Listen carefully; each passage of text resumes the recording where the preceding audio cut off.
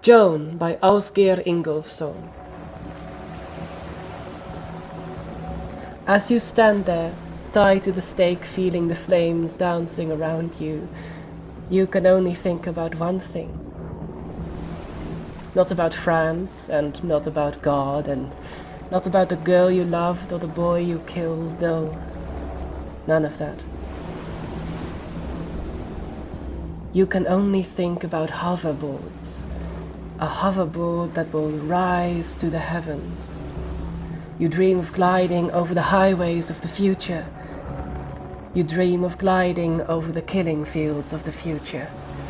You dream of crucifixion, the guillotine, or the electric chair, anything but this stinking fire. You dream of taking a swim in the Seine. You dream of finding the winds in your face while you burn at the stake and your face peels off and your clothes peel off and your skin peels off, and then you don't know anything anymore.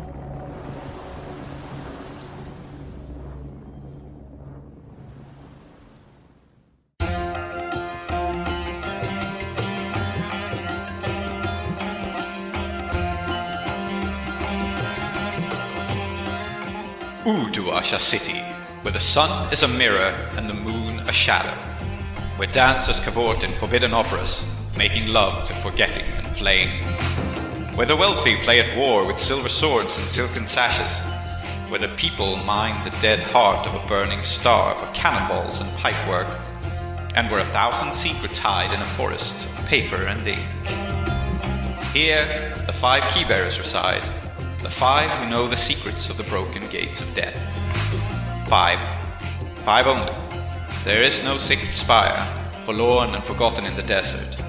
There is no one who looks to the displaced, the poor and destitute and landless, whose ancestry has been stripped from them by foreign looms and foreign sparkcraft, and no one has ever heard of the House of Ending. But this is their story. Their roots pulled up and burned, they stand in filth up to their necks.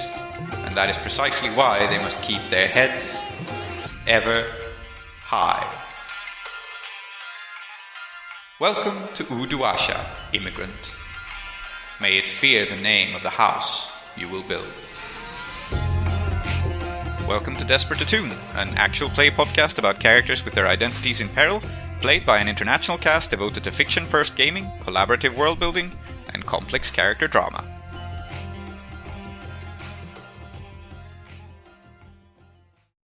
Welcome back, everyone, to Desperate Attune and to the House of Endings.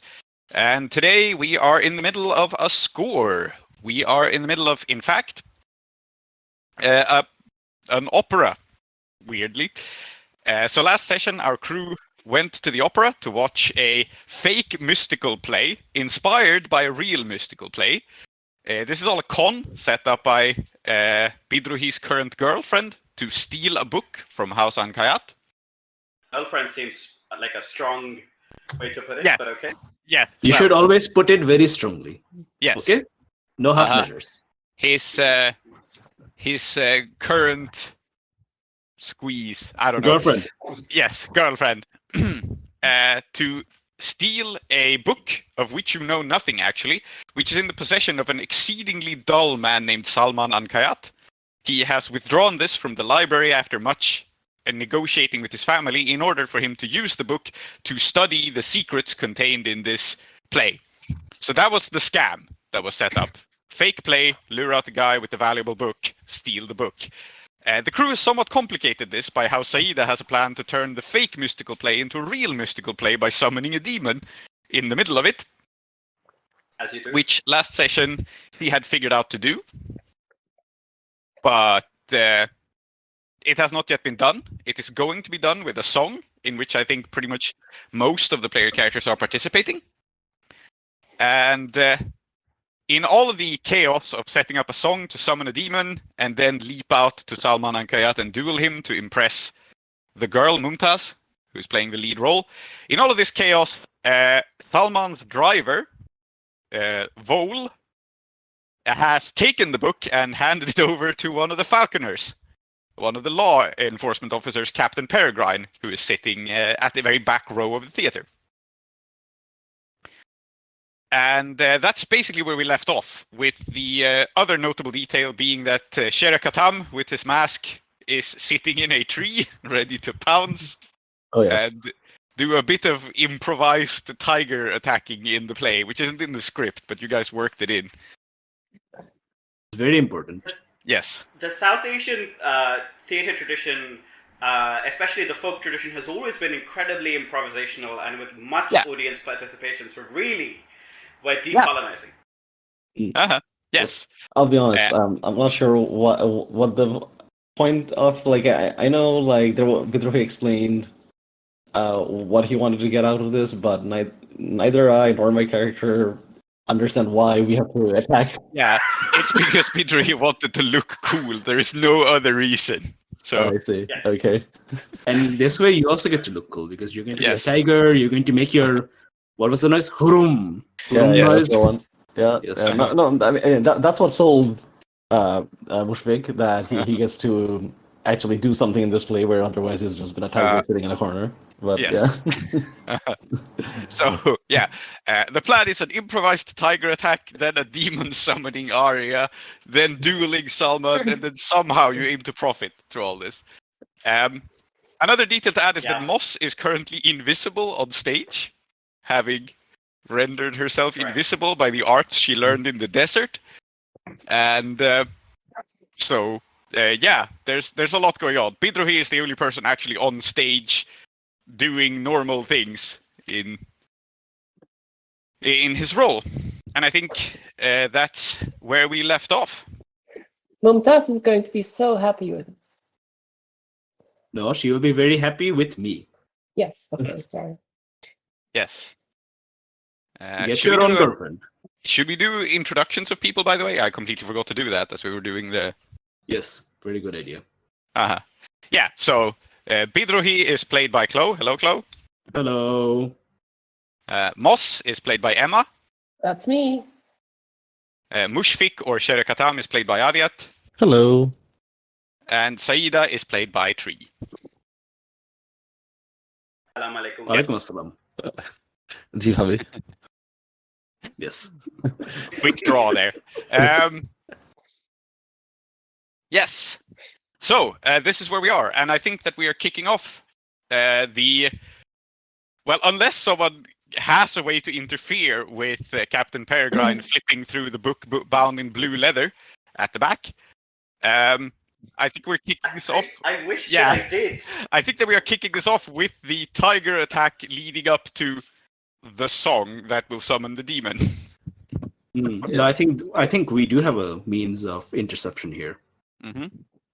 which is that the two rowdy audience members who have been just sitting down, just watching the play with increasing amounts of consternation and boredom, and getting increasingly drunk, and who have had one instruction, which was keep an eye on the people on this table and this book. Mm-hmm. They are going to get up and charge at Vol and demand that he give them back their money or whatever. Okay, it sounds like no one is leading them in doing this, but you can roll for them alone. Yes, I mean, they don't need leadership. I mean, they're two adult human beings, masters of the sword. Uh-huh. And you are talking about your cohort members, of course, who are named Yes, Pilot and Murad, right? Yes, Murad the Bold. Uh-huh, yeah. So, a brief description of them again. Murad is big, slow, and bald, and Pilot is... What was Pilot's description? Pilot doesn't have a description. Pilot doesn't have a description. Pilot's description was vaguely a joke about how she can pilot a bed. Oh. Right, yes. Okay. Maybe we should give Pilot a description. So, Yeah. I think in order to make this a funny combo, it makes sense that Murad is big and bald, and Pilot is small and fierce and feisty. So, Yes. they're both good fighters, but Pilot is the sort of person who fights by punching people in the groin, because she's Yes. short enough to reach to conveniently punch. Yes. And Murad is a big guy. None of them are exceptionally good fighters, but this is how they fight. Yes. Excellent. These are our people. Yep. Mhm. And they are going to rush Vol and start demanding their money back from him. Yes. They have. I mean, that was the idea that, if anything happens, if like this Weasley-looking dude, starts like, just keep an eye on the book and improvise. So what they choose to do, I don't know. We'll see. Yeah. So then it sounds like you're making a roll for them. No one is leading them, so no PC gets to aid, and it's straightforwardly risky and standard in the sense that they can cause a distraction and a diversion to get Peregrine otherwise occupied. And the risk is that Peregrine is easily powerful enough to just have them thrown out of the theater, not because he's a cop or anything, just because he's a high-ranking member of society who can demand that ruffians be removed. And look at this. Pilot and Bald Murad have rolled a 6. Okay, so they roll up to Vol and start. I think what happens is that they turn up to Vol, and it turns out that he actually does owe money to someone who looks an awful lot like Murad. You mean bald? Yes, bald and big, and it's one of those.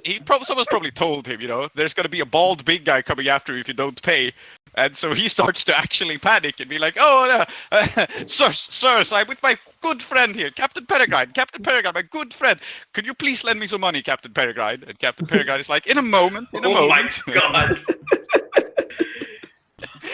And there is a large kerfuffle, which will require some straightening out. So whatever Peregrine was hoping to do with the book, he doesn't have time. You have successfully stalled him as he tries to clear up this confusing misunderstanding that is evolving. And I think it evolves to get worse, where Vol goes like, "I'll give Mr. So-and-so his money back." And Murad goes like, "Mr. Yes, right, that guy." I wouldn't put it past me. I wouldn't put it past them for like Pilot to then jump in and demand some extra money. Yeah, exactly. There is a long and confusing back and forth at the back of the room, which annoys everyone else slightly. Excellent. Yeah. And it's up to you in what order you want to fire off the steps of your plan. But I think the idea was for Sher-e-Khattam to jump down on stage and do a cool tiger attack with Pidrohi first. Yes. Yeah, that's exactly what's going to happen. So, Sher-e-Khattam, he's rigged up a prop tree so that he can be very well hidden. Yep. And I think, but because Saida had requested that whatever foolish plan that Bidrohi and I have cooked up should happen after her plan, which is she'll give the signal, right? Okay. Yes. Yeah. All right. Yes. So Saida's summoning ritual is first. Good. That's worse in every way. But there you go. No, it's not. It's gonna be fine. It's gonna be great. Gonna be great. Mm-hmm. Yeah. Okay. Well, go on then. Is Saida's summoning ritual the same as the area? Yes, it is. Yes. Okay. Yes. So Yes. you're all going to, as Mumtaz sings, you're all going to join in, and Saida is basically going to turn the song back into the summoning ritual it originally was in the ancient and actually occult version of this play, which Mumtaz doesn't actually know about. Why would Yeah. she? I remember that Saida said that there's a phrase that at least Moss must repeat.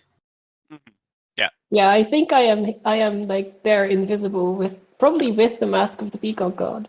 Yeah. To just like whisper the missing words into the song or like sing them into the song Pretty much, when necessary. Do you remember the words, Emma? Because I do. I don't remember them myself. I shall write them down then. Okay. Another thing of note is that Ifede, who is Moss's friend, is here and eager to spy on all of your delicious occult secrets. So far, you have succeeded in not revealing anything to her, but she is here, she is watching, she is interested. Oh, she's in for a show. Mm-hmm. She is. She sure is. Okay. These are the words. I'm Good. happy to let the play proceed until the moment. Mm-hmm. Yeah, and I think it is Moss instigating the moment when Saida sends the signal. And what happens is Mumtaz begins to sing, and then she basically stops, and the part where the magic words go, so to speak, are just instrumental in their version because they haven't found the complete version of the play. So Mumtaz falls silent, and there is this like kind of jarring pause in the music where someone is like gently hitting a drum in the background, and all you hear is this incessant tapping. And Moss, you're up. So I think the moment happens. Like it's obviously like we know that it has to happen in the play. It's the part where Mumtaz herself comes on stage as the peacock god, or as the peacock, I guess. Yeah. And she sings this song, and I think there is a repeating part. It's probably a refrain that has its meter adjusted slightly. Yeah. To adjust for the fact that some words have been taken out, but there's still this kind of pause in there that they've tried to make elegant, and mostly succeeded, I'm sure. But Moss will sing into this pause the phrase, which is they then threw Prince Khattam into the wilderness after it was done. I'm not going to sing it. I don't have a singing voice. Yeah, absolutely. It is sung. And I think as it is sung, I think that Moss and Saida, at minimum, are doing a group action to summon something. Yes. This is what this is for. Yeah. Cool. And it's desperate because you are attempting to summon the Demon of Wings, which is an extremely abstract thing. And you're also attempting to... I don't even think you know precisely what you're doing, but you're hoping that this will make Salman's destiny clear to him, right? That was something like... Oh, that's one of the things. Yeah. Yes. What kind of effect are we at currently? So to summon the demon and have it like be in the play and then do its thing, you have standard effect because you figured out how to do that. You will with standard effect you will have no control over it whatsoever, mind. So yes, that is indeed. I think the reason I'm asking this question is with great effect. Could we direct the demon in some way? Yes. With great effect, you can absolutely direct the demon in some way. I think with great effect, what you're going to get is not just that it manifests in the play. And as a demon of wings, I think it will manifest in the costumes of every single actor who wears a feathered mask. So it's going to manifest not spontaneously. It won't like appear as a mass of feathers on stage. It will sort of be in the costumes. So that's what you can do with standard effect. With great effect, you can direct it with song. So, like, whatever instructions are sung at it in the correct meter, it will follow. So, two ways that I can see us getting up to great effect, right? One of it would be it's probably has to be a flashback setup action.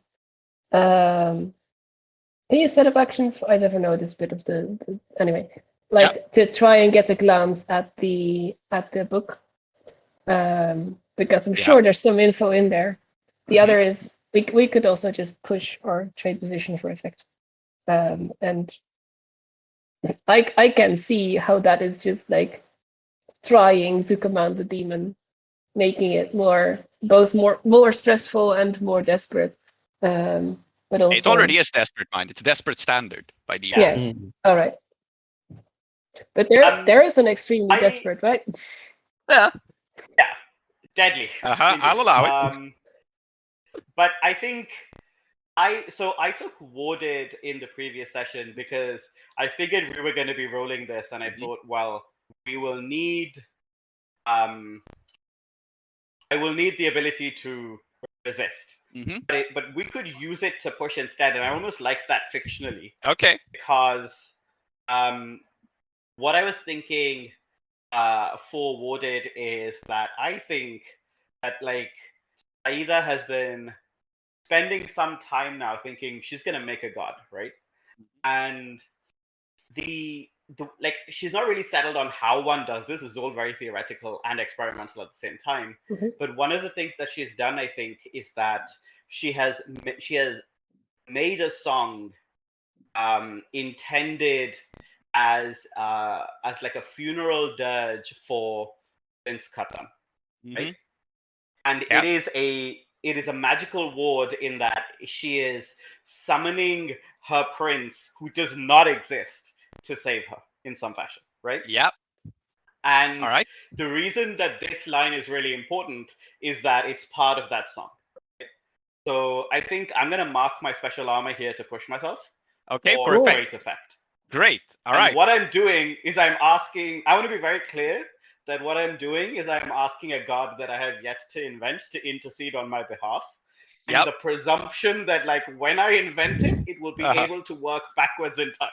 Yes. Very good. It's like the inverse of the like Hup basilisk. Yes, Roko's basilisk. I was thinking of that too. Yeah. Yes, indeed. Before you roll, I would very much like, after all this is done, assuming we survive, for Moss to ask Saida who the hell Prince Khattam is. Yeah. Yeah, it's an important question. Because not only does our audience not know, I also think none of our characters have any idea what the hell this is. Yeah. Exactly. Excellent. Hey, this is play to find out. Yes, this is also not unusual in an ancient place, I will say, that they just go like, we will now make a reference to the character that everyone in our time knows, so we need to explain nothing. Like, this happens fairly often in ancient literature, so... Yeah, it is a thing. Okay, cool. So who is leading this group action? I can see it being Saida because she knows what's going on, or Moss because Moss is on stage, so I'll let you choose who is leading. How much stress do you have, Moss? 4 left. I have 5, I think. But equally, I'm 1 trauma down and you're not. So I don't want to deprive you of... No, I'm also 4 left. But if you want to risk trauma, that's fine. If you don't want to, I'm happy to lead.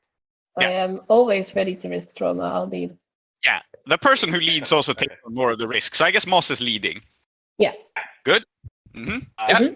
Desperate consequences on the line. Great effect.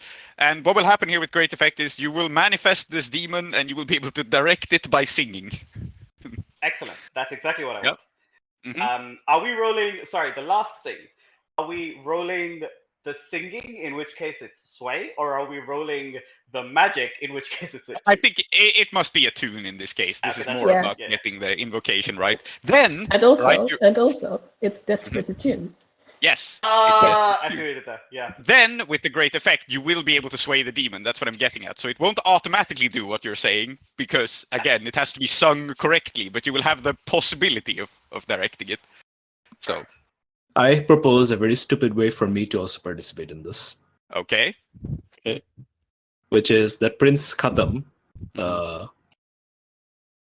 bears the appearance of a handsome young man whose head is full of flowers.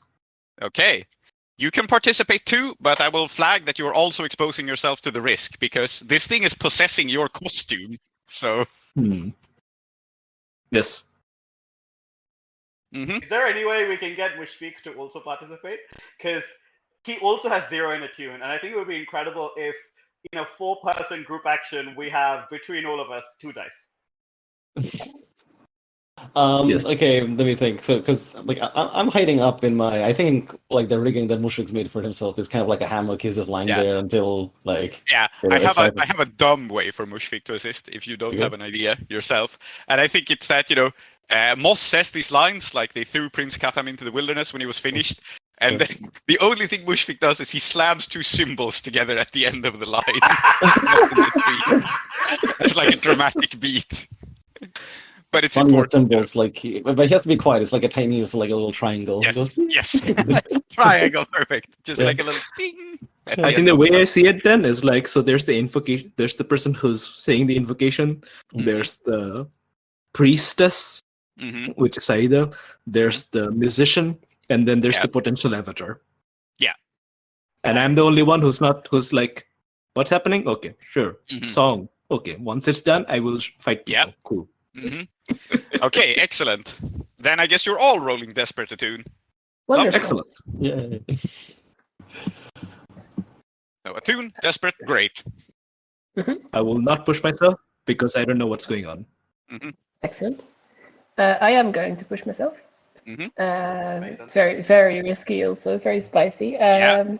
And I think what we see, or well, we don't see it, but I will tell you now, is that Moss can sing. She can sing in a kind of, she can sing for around the campfire. That's the kind of voice she has. But she does have some background in like singing in a more formal register of like kind of traditional Cathrisi song. Unfortunately, of course, she learned that when she was still a child from her mother, and the stress comes from the memory being conflicted. Yes. Excellent. How sad. Yes. It's okay. Okay. We'll have more sing-alongs. Can I take 2 more stress to add a die, even though I have marked special armor for effect? Yes, I think so. I'll call it kosher. So, since you did that for effect, so you can't do both for 2 dice, but you can do them for different purposes, I think. So. Yeah. Because I think of all of the people here, Saida is the one with the most reason to push herself in a very real way. Okay. So yeah, 2 dice desperate attune.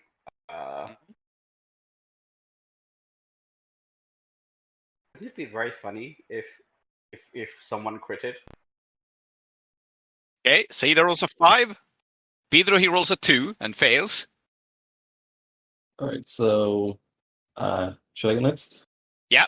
Yeah. Okay. Go ahead. So I'll push myself because I don't have anything, and Mushroom has to push himself because like he's not very musical, and like it's really stressing him out to hit the triangle on the beat. Yeah. I love how everyone else is like, this is deeply traumatic, this is an arcade ritual, this is very stressful. And Mushvik is just like, man, okay, 1, 2, 3, ting! I'm very ready for you to be the one rolling the 6. Yes. Oh, okay, there you go. It was a 4, but you know. It was a 4. Okay, so only Bidrohi fails, so Moss only takes 1 stress, but no one rolls a 6. No. So the highest we have is a 5, which means that you succeed and you will invoke this demon, but there will be a desperate consequence. And, this is subtle. This is not a very overt demon. I mean, this play is meant to be an occult mystery. And so on the strike of Mushfik's triangle, there is just a sense of complete and perfect harmony passing over the stage for a moment, as in the distance. And to everyone watching, this probably just sounds like a flock of birds just lifted all at once off the roof. And you hear this dramatic fluttering of wings of like a huge flock taking off all at once, which times perfectly with the music. And then some stuff is going to happen. So, Mushvik, you are wearing a costume and you're on stage, but your costume does not feature feathers. So you will not be struck by this consequence, nor will Saida. But Mumtaz, Bidrohi, and Moss, you all feel the flutterer overcome you. And unless you resist it, you are fully immersed in the play. You forget who you are and you become your characters. Oh. So that's the consequence. I'm starting there. Incredible. I will point out here that Bidrohi's character has just been established as Prince Khattam. So I'm just saying, you could really embody this made-up god in this moment. Yes, you could. So Bidrohi will be transformed into Prince Khattam. Mumtaz will be transformed into the peacock goddess, and interestingly, so will Moss, because you're wearing the same mask, just an older and more powerful one. So what would being Prince Khattam entail?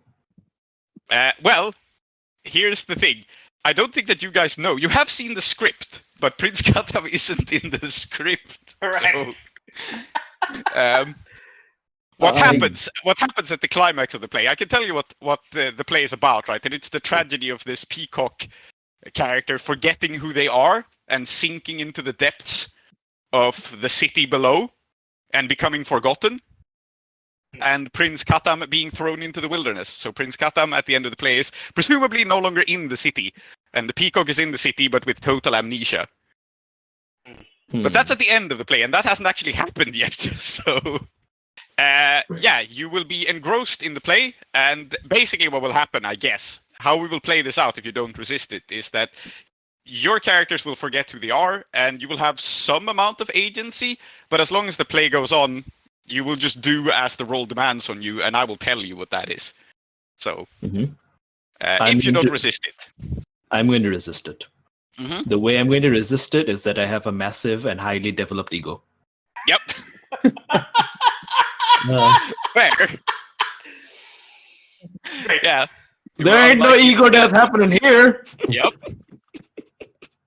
I think it's fair. Bidrohi can be Bidrohi. You are already the main character in your own story. Yes. But I assume this is a partial thing where there's going to be some sort of like lingering influence of the god. I'd like that to be a thing.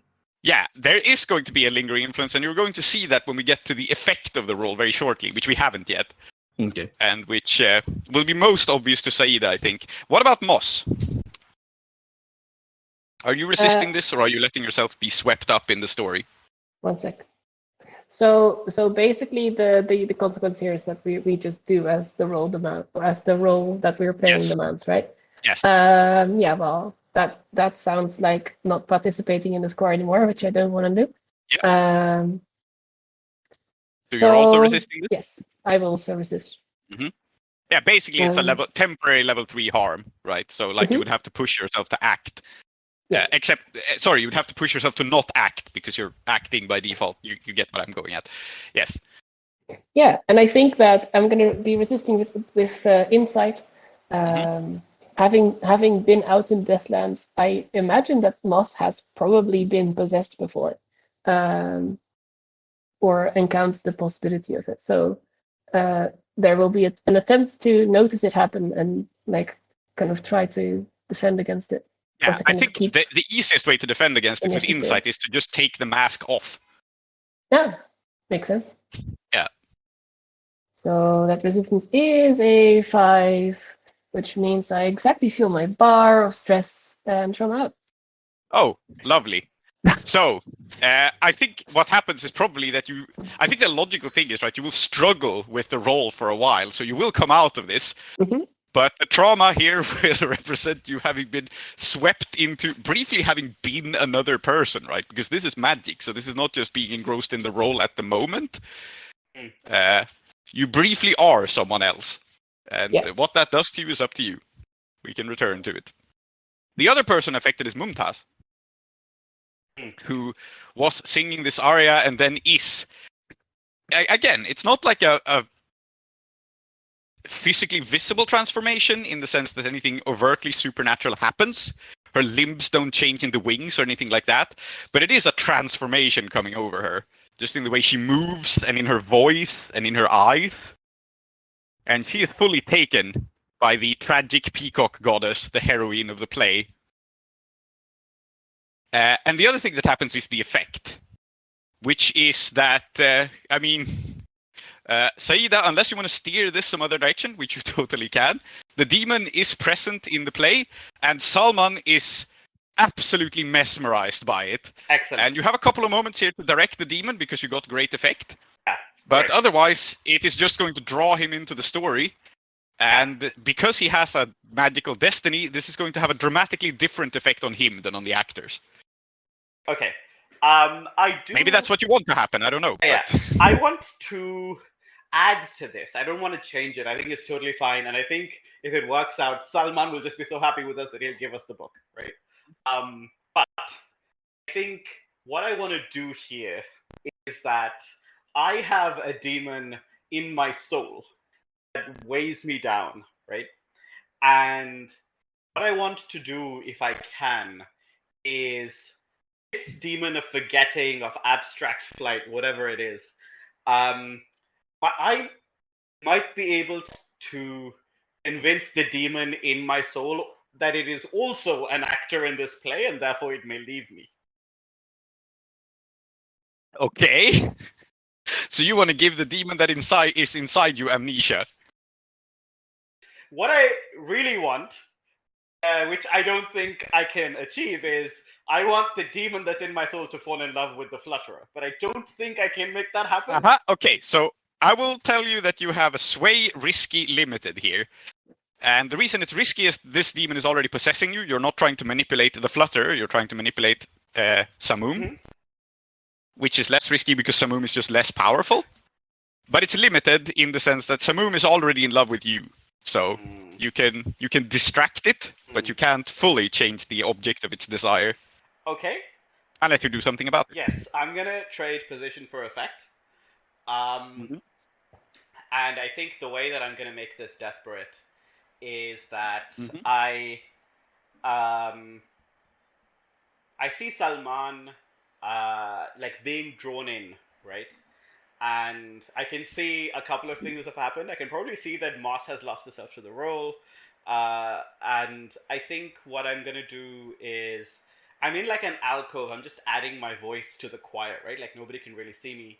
And instead of just filling in for Mumtaz, I'm gonna take the part and I'm just gonna run with it. And so I'm gonna allow the Flutterer a greater foothold.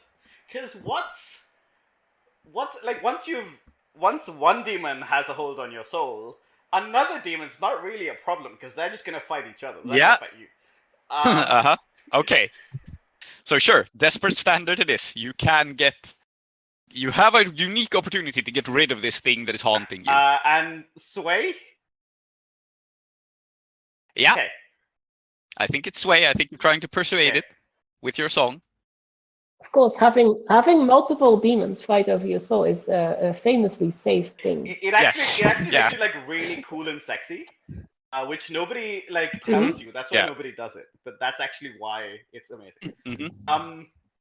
I know a desert song because Sharia does, and I'm gonna sing Samum's name in that song. So that'll give me an extra die. Yeah. Right. All right. Is this a sway? Yeah. Fantastic. Desperate. Standard. Desperate standard, one extra die.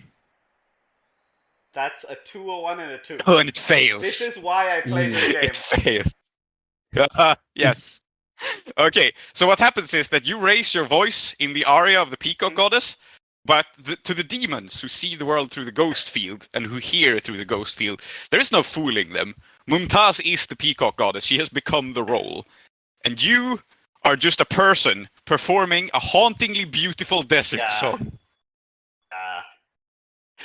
And the consequence here is that Samum, because it is a demon and it is in love with you, begins to hurt you. This is what I deserve. Okay. It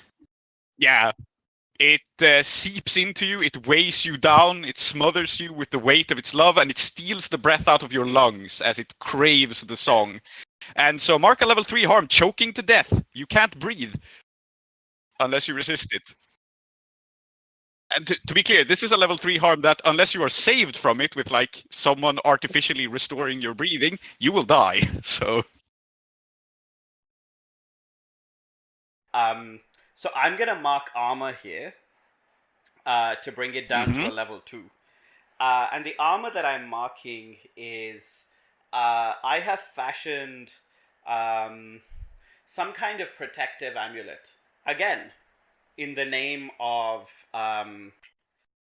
Sher-e-Khattam, who is yet to exist.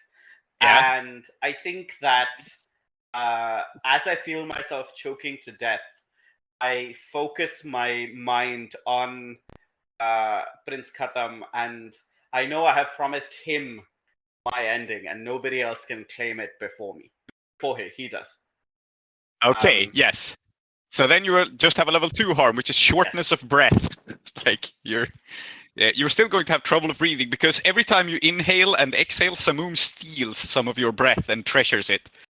And you see before your mind's eye, like for every breath you take, this cloaked nomad demon snatches it out of the air and weaves it into a beautiful knot on a necklace he wears about his neck. He is collecting your breaths now. Isn't that great? Isn't that fantastic? I look forward to finding out more. Mm-hmm. That's me. But like, to be clear, this didn't ruin the like whatever Salman's gonna happen, that's still gonna happen. Indeed, that is still going to happen. And I think the dramatically appropriate way to handle this is that things are going to happen to Salman, but I think they will happen as Bidruhi fires off his plan, because that's just the most awkward time for this to go wrong, right? So Excellent. I think Mushfiq is going to do his tiger attack, and then Bidruhi is going to fight the tiger and then fight Salman. That was his plan. And Yep. that is all still possible. So All right. So what side is current state? So the armor has done what? She's just Yep. incapacitated, or like. So what's Yes. Mushfiq saying here? Like, because the first thing I think Mushfiq would see is that like Moss has just gone down, which is, Yeah, Moss has great. lost herself in the role Yeah. and is out of it. The only thing you noticed as magic was this feeling of a great flock of birds lifting from the roof, Mm. and that the play just suddenly got dramatically better. I think that's obvious to you too. Like, everyone suddenly became a way better actor, and everything, all the costumes suddenly look like way more beautiful because people are just wearing them right, and the music just got like hypnotically, entrancingly good. So you know what else abruptly happened? yeah, You know what else happened? Mushfiq suddenly understands that in this play there is a tiger attack. Yes. That's There is true. a tiger demon. This Yeah. happens. This is the Yeah. thing. No, I was gonna say the same. Yeah, I was gonna say pretty much the same. That like if he gets this feeling that the play is suddenly better, like okay, this is it. This is time to take center stage. Yeah. Everything else can wait. All right. He's in his like he's up in the tree, like and then you just see him kind of like pumping himself. He goes, okay, all right, you got this, and then he practices his line. He goes, yeah, okay, and then he jumps out and. Okay, so let's roll whatever I'm rolling first, if I'm rolling anything. Yes. I think that you are rolling something. It can be your action. And the risk here is mostly the power of the play lingering over you. Okay. And we will get to what that means. It is risky. I don't think it's desperate. And it's up to you what action it is. It's risky standard. Yeah, like because this isn't a real fight. I am performing. And yeah, so sway or command would work. Sway. I think. Finesse Yeah. might be interesting. I don't know if you have any dots in finesse, by the way. Mhm. I do Yeah. have finesse. Okay. Yeah, finesse would work. All right, let's do finesse then, because I do have points in finesse. Take an assist from me because we're a team. Okay, yeah, sure. Risky standard, you said? Yep. All right. Okay, Should we make this is should we make it a risky group action? because of the power of the play. So Should we make it a group action? Because we are both, we're we both jump okay. down, then we do the duel. Let's see how good that looks. Okay, I can lead it because I guess I'm initiating the fight by jumping out of the tree. okay, sure. Mhm. I can accept So- it being a group action. Risky standard it is, All right. and let's see how well Bidruhi pulls off the duel and how good Mushfiq looks as a tiger. All right. Okay, so that's a failure for Mushfiq, who rolls a 3 and a 3. Can And I have a let's see. devil's bargain? I have so many consequences lined up already, but I guess I can throw a devil's bargain at you. See, you have so many consequences. Just give me one as a devil's bargain. Yes. Well, the thing is, all of these bad things are already happening to you. But I think the devil's bargain I will give you, actually, is that you don't understand what is going on. So this is not a decision that Bidruhi can make, but you, the player, can. And the devil's bargain will be that Mumtaz will be permanently altered by the play. Okay. In a sexy way? I don't know yet. For everyone else, this is temporary. But if you take this devil's bargain, it will actually be permanent for her because she gets pulled down too deep. No. So it's a nasty devil's bargain. Protect women. Yep, you're not I'm a taking it. feminist. Cool. I don't let I women wanted to give you a ever be nasty in one, and danger. I'm glad you That's said no. how feminism works, guys. Yes. Feminism is when you don't let women suffer ego death. Great. Good. So you're not taking the devil's bargain. Very well. Yes. Let's do it. Let's go. Let's just go as it is. Oh. 6. That's what happens Oh, when nice. you're a feminist. Okay. Well, Remind me how group action works. So, do I take stress if I have failed, or for yes, if other you people? do. For everyone who fails. And how many stress is that? One per person who fails. So just one Okay, because thank only God. you failed. I'm still here. Like I think what happens is, if you want to play it this way, is since Bushwick failed, he jumps down. Like he practices lines and everything, Yeah. but unfortunately, he jumps down. He looks at the audience, gets stage fright, and he's just standing there. And now, but you succeeded, so you could just, in the play, just just kill the tiger.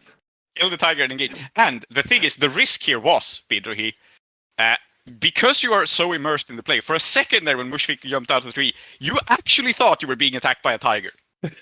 You rolling a 6 here is the only reason you can stay yourself from delivering lethal violence. Sher-e-Khattam, this is amazing physical acting of you. Yes. And then I throw him off the stage. Yeah. Yep. You hurl the tiger off the stage, and I think at this point Salman stands up because you had told him before this. You'd set him up for when I defeat the tiger, we will fight. Yeah. And so as you hurl Sher-e-Khattam off the stage, and everyone kind of sees a real tiger for a second because they're just so pulled into this. Salman stands up and he says, "Yes, no, the peacock prophecy, the truth, it burns." And he hurls himself up on stage with the aim at getting at Mumtaz, getting at the peacock, getting at the woman you're trying to impress. Whatever he's trying to do to her is a bit unclear, but he is suddenly has a vigor and energy about him which you had never expected. And his eyes are wild, and he just rushes onto the stage. Bro, I knew you were down bad, but not this much. I'm dying. I'm finished. Yeah. Okay. That's okay. I'm going to intercept. Let's see. What's his aesthetic? Is he just a sort of South Asian aristocracy sort of thing, or is he more just Fullian? Okay. No, he's definitely he's a traditionalist, very, very much. He's trying to blend in with House Ankayat, so. So I think I'm going to grab his shawl, and I'm going to kind of yank him by his shawl and kind of try to do the thing where if you yank someone really hard, they kind of spin around. Yeah. Yeah, I'm going to do that. And discombobulate him. Yes. Okay, so this is desperate, and the reason that this is desperate is that Saida succeeded with exactly what she wanted, which means that he has access to Ankayat magic now. He never did before, but now he does. Okay, so that's what makes it a fair fight. Yep. Indeed. So desperate, standard? Okay. Desperate standard. I have even the odds now, and I'm fighting unarmed. He has my sword, by the way. Yep, he does. Well, he so you have doesn't plus 1 die when fighting unarmed, and tier is not relevant, which I get. So you will have. That's what the other ability does, right? Or am I wrong? No, I didn't take that. Okay, what is the other thing you have? Oh, the other thing you only have even the odds. Yeah. Yeah, I don't have more the opponent. Okay. So even the odds. Plus 1 die when fighting unarmed with an improvised weapon, which you are. Yeah. Cool. So that would be 3 dice, I think. And you're only trying to stop him, so for that reason you have standard effect. Yeah, and then we can see. I think this will set myself up for more later because he'll also get confused. Maybe we'll see. Yeah. Okay, so 1 bonus dice. Should I push myself? No. Let's save the stress. 4. Okay. All right. So you stop him. That is what you accomplish. You intercept, and he grabs you instead. Just kind of because he's stumbling onto the stage. He doesn't even stab you with the weapon. He grabs you with his free hand, and he looks into your eyes, and he talks at you, and he just says "I have seen the reign of roots. I know the king of poets.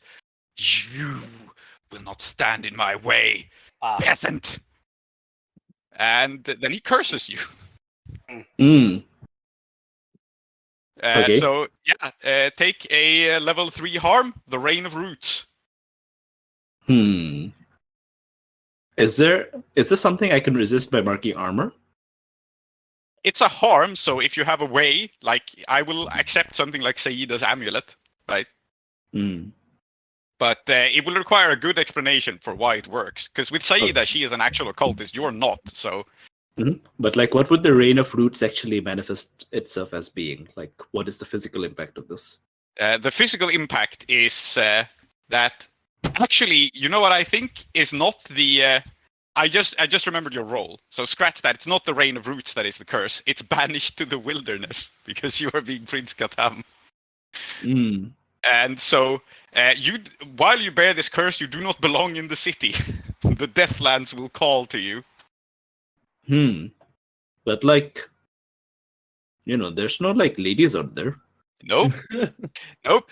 So he is managing the city with magic, I think, which basically means that the city itself will turn hostile to you. Okay. I think the way I'm going to do this is unorthodox, but I'm going to mark armor first.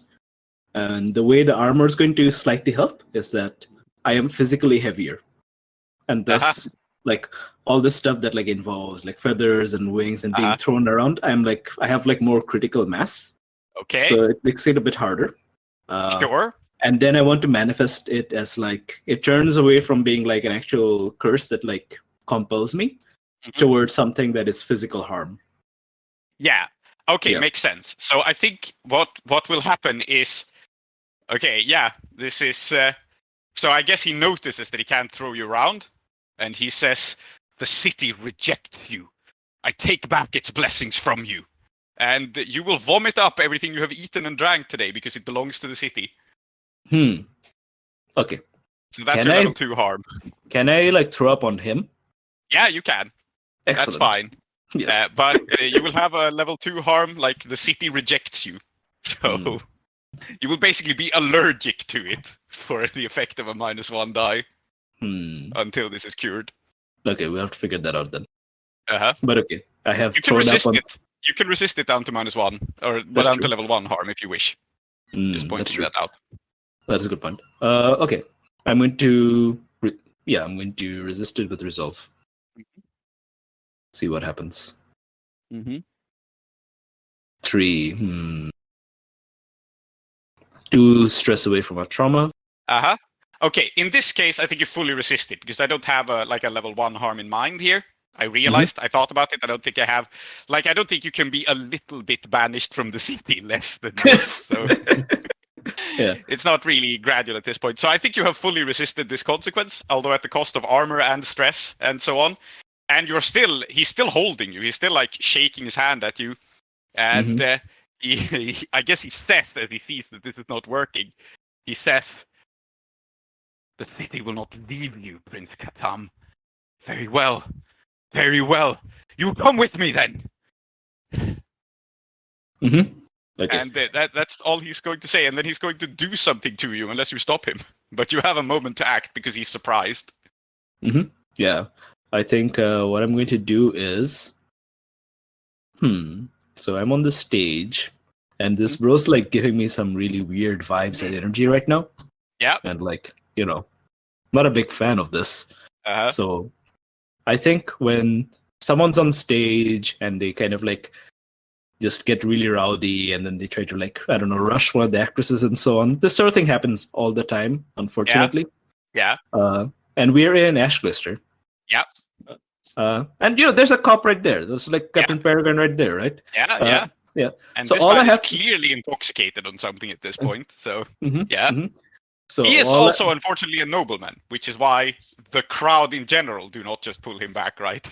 But so what I'm going to do is, because I'm still holding his shawl, right? I'm going to tie him to the thing that kind of like raises and lowers the curtain, and I'm going to raise him up to the rafters where he's going to be safe. Okay. This sounds like a multi-step plan, so I will start off giving you limited effect. You can tie him to a thing and restrain him. Okay. But you have overcome his immediate curse, which is the most dangerous thing about him, his newfound ability to curse people. So I think that you're at risky limited.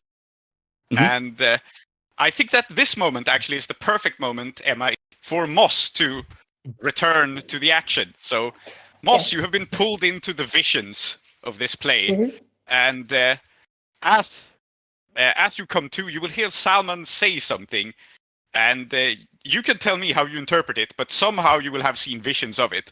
And he spits at the stage in general. The fire in the well is an imposter, and that's a thing he's just remembered apparently. Okay. The fire in the well is an imposter. Uh-huh. Okay. What is going on currently? Because I just cut out for a sec. Yeah. So Salman has rushed onto stage and is kind of like fighting with Bidrohi. He grabbed him. He tried to curse him and banish him from the city. It didn't work. Bidrohi resisted it by basically not being pulled into the role of Prince Khattam at all. So he was going to use Bidrohi's role as Prince Khattam to banish him to the wilderness as in the play. And it would have worked because Salman has real magic now. He is awoken to his destiny, finally. Wonderful. Why did we do this again? Yeah. Because now he's Hurled off the gonna be stage. our friend and give us the book because he doesn't need it anymore. Is he? He is also clearly going mad with the Well, I mean, revelation that's at the a- moment, but Okay, that's fine. He needs to chill out. He needs someone to tie him down, I don't know, throw a bucket over him, maybe Yeah. I don't know, let him sleep it off. Then he can be a friend. Okay. Yeah. Well, in fact, if that fight's still going on, my plan was to intervene in that once I came out of my trauma. Please help And me. I Yes. can intervene because I'm close to the stage, right? Uh-huh. I can climb back Yes. up. All right. Emma, you can. What were you gonna do? You can. So, okay. Well, of course, to counter a person who's going mad with the revelation, you just need another person who's going mad with the revelation, and they'll use their insane strength against each other. Because in fact, it's you describe it as a vision. It sounds a bit mild, but I think Moss has just lived 40 years as the Canary, built up friendships, relationships, and then suddenly one day just realizes that everything is fake, and that she is on a stage. So she has been kind of milling about in the background for a few seconds, just kind of completely Reeling. stunned, reeling, and now she draws a hidden dagger from her pocket, and she's gonna go at the first guy she sees. This noble person who's talking about lies, and she's going to hold it to his throat and demand, "Where the fuck am I?" Excellent. I love this. Okay, Sister Moss has also been sneaking a few hits of the bong. Okay, I understand. Let me tie them both up, and then they can chill out. Okay. I Well, think Moss is acting first. here's what I was. Here's what I would have done. Yeah, I would have, and then they threw Sher-e-Khattam off the stage. So he's got to climb back up, rubbing his head, and he sees that Salman is shaking Bidrohi, and he does not like someone assailing his younger brother, adopted younger brother, kind of like this, right?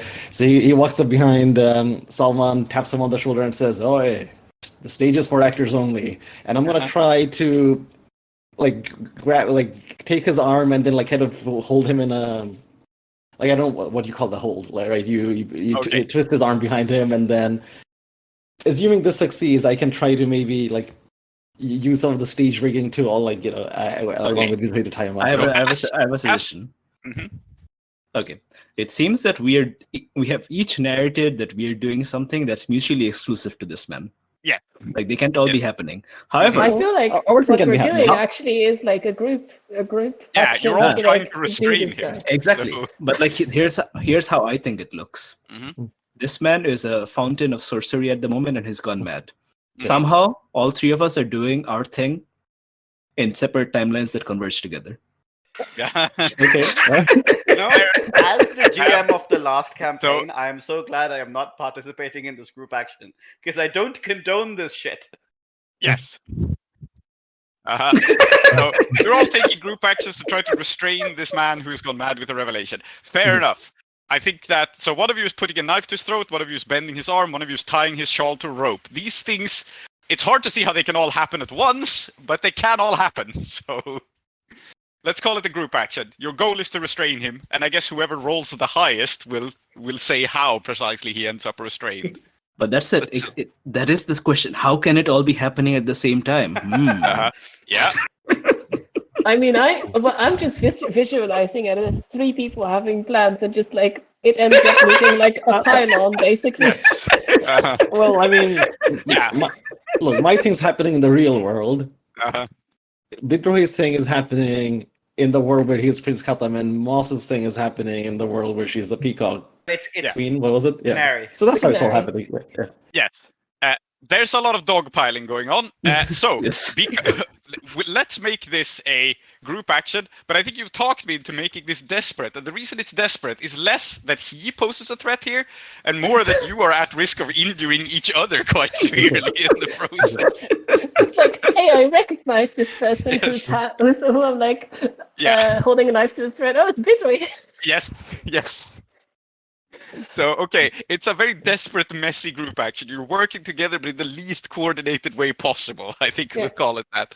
And I think it's just flat out skirmish at this point. I don't think Yeah, there's any makes sense. elegance going on here. Who wants Makes to lead sense. this? Not me. Uh-huh. I have I have two stress. No, I have one I have stress a to clear spare. stress bar. Yes, I think it makes sense actually if Moss is leading it, because Moss Yeah. is the one whose plan is the most restraining the guy with a knife to his throat and everything. Okay. Mhm. Is it desperate standard? Yes, it's a desperate standard. You can somehow accomplish this goal of tying him down. Desperate standard skirmish. I'm pushing for effect, or for not for effect, for a die. Mhm. Good. Let's see how this goes. I'm That's a also a bit. 4. Yeah, okay, so we have a 4. I'm also a bit unclear on precisely why you guys wanted to awaken Salman's latent sorcery, but Listen, I just wanted to make up with a lady, and side Yeah. over there was like, let us Yeah. awaken this man's latent sorcery. And I'm like, I don't know anything about this. Okay. Mhm, I mhm. think the reason was because we thought that Zaida's like Samum problem would go away by awakening another demon. It did not. Unfortunately. Yeah. I'm starting to think that Auntie may not be actually as smart as she seems like. Mhm. Okay. So, yeah, go ahead. So that's one roll from. So that's 3 rolls. Oh, everyone rolled, Everyone's and you rolled. got a Yeah, 5 at the most. Yeah. Yes. And no one failed, Okay. so that's good. Fun, isn't No it? one failed. No more stress. So you do restrain this guy, and he ends up with a knife to his throat, his arm bent behind his back, and his shawl tied to a rope. All of these 3 things happen, so he's very restrained. Mhm. And I think in the process, you do, like, it's just a big confusing brawl, and he has a sword. He has Bidrohi's sword. So I think everyone here takes a level 2 harm from someone else. And rather than have us spend time on deciding how this will go, I'll just arbitrarily dole them out, I think. So, Moss, you get your knife around his throat, but you also cut Bidrohi's arm in the process. And Ouch. Bidrohi, you hit Sher-e-Khattam in the face with your elbow as it's going on. And lastly, I think he stabs Mushfik with the sword. Not even really because he's trying to, because just there's a sharp, pointy object being waved around. So, level 2 harms for everyone. Wait, what happens to me? Nothing. Oh, Yes, I forgot. I forgot that you are taking a harm as well from some source. What does happen? Okay, yes. I think what happens to you is that you have just been knocked out of this delirium, and I think what makes sense here is probably. I think probably he will burn you. I think, like he still has sorcery, so he stabs Mushfik. You stab Bidrohi. Bidrohi knocks Mushfik in the face, and then he utters some sort of syllable, and a smoldering fire starts to rise from your clothes.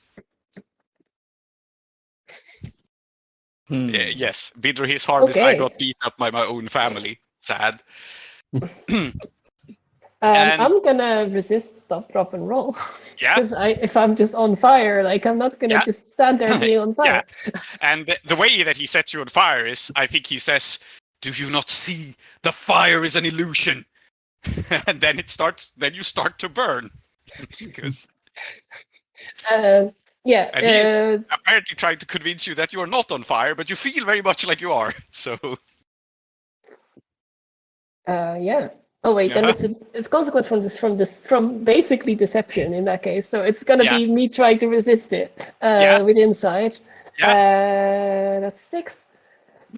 Okay, so from what we can see, you suddenly just start rolling around on the ground for no reason at all.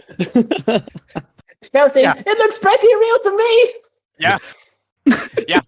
Pretty much. Sister Moss, this is not a good time for your new dance. They are pretty sick though. Can I pour up to 10 bucket of water on her? Like You can absolutely mime water. So I guess what happens is that he ends up being tied to the rope, held by Bidrohi, while Mushfik pours water on Moss. just making the action of pouring a bucket of water. I don't have anything in my hands, by the way. Yeah, you're just miming water. It will work. So I guess this is fully resisted then. All right. But Mushfik still has a bruise. Bidrohi still has a stab injury from. It's okay. I can. All right, so I can mark armor to bring that down to level 1 because the Tiger Spirit Mask does count as armor, so that resists the elbow in the face. Makes perfect sense. I can only mark armor once, right? Yes, but you can make a resistance roll Yeah, also. I'll resist as well, and I will resist with prowess. Yep, prowess from just being tough. Yep. All right, makes sense. And it's a 5. Yeah, okay. But I do take that stress, and now I'm... All right, goodbye, everyone. Are you traumaing out too? Yep. Okay. Tell you what, I will get back to your trauma after Bidrohi. You have a chance to have a word with Salman now, if you please. And what happens is that you have tied him up in this rope. Are you raising him up as you were planning to, like lifting him into the air? Yes, of course. Yeah. That's very cool. So he flies up over the stage. He is restrained. He will have no chance of getting at your girl or further harming anyone present. But he still knows sorcery, and you haven't really done anything about that. So he stares at you, he's hoisted up, and he says, "Ah, I understand. The imposter is I. I am become the star. I am become the star in the well." And he self-immolates.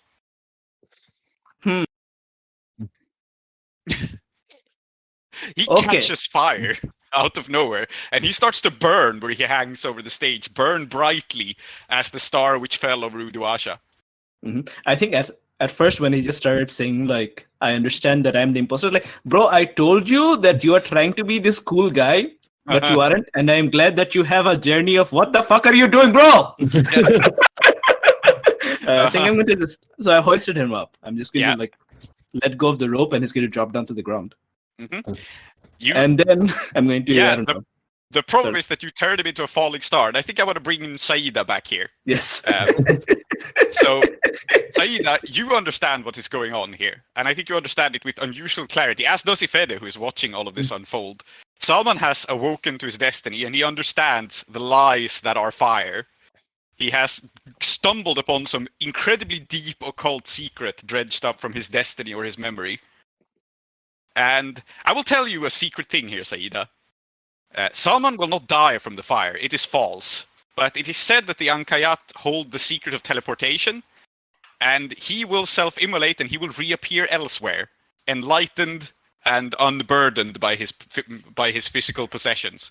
I think I see this happening, and really what I want to do is not necessarily stop this from happening, but rather to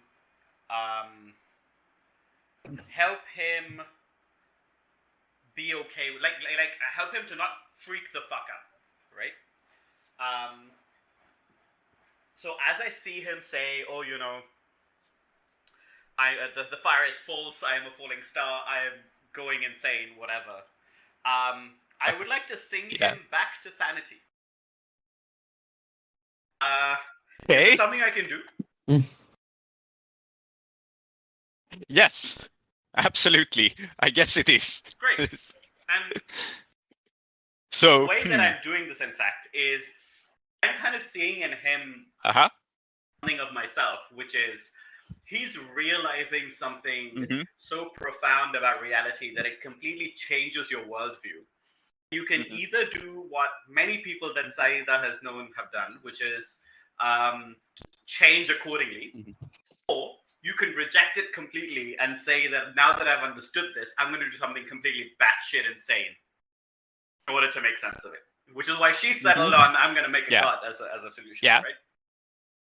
I think that she... Okay, so you want to focus his mind and purpose and sort of basically do the occult equivalent of stopping him from having a panic attack by grounding him in the moment.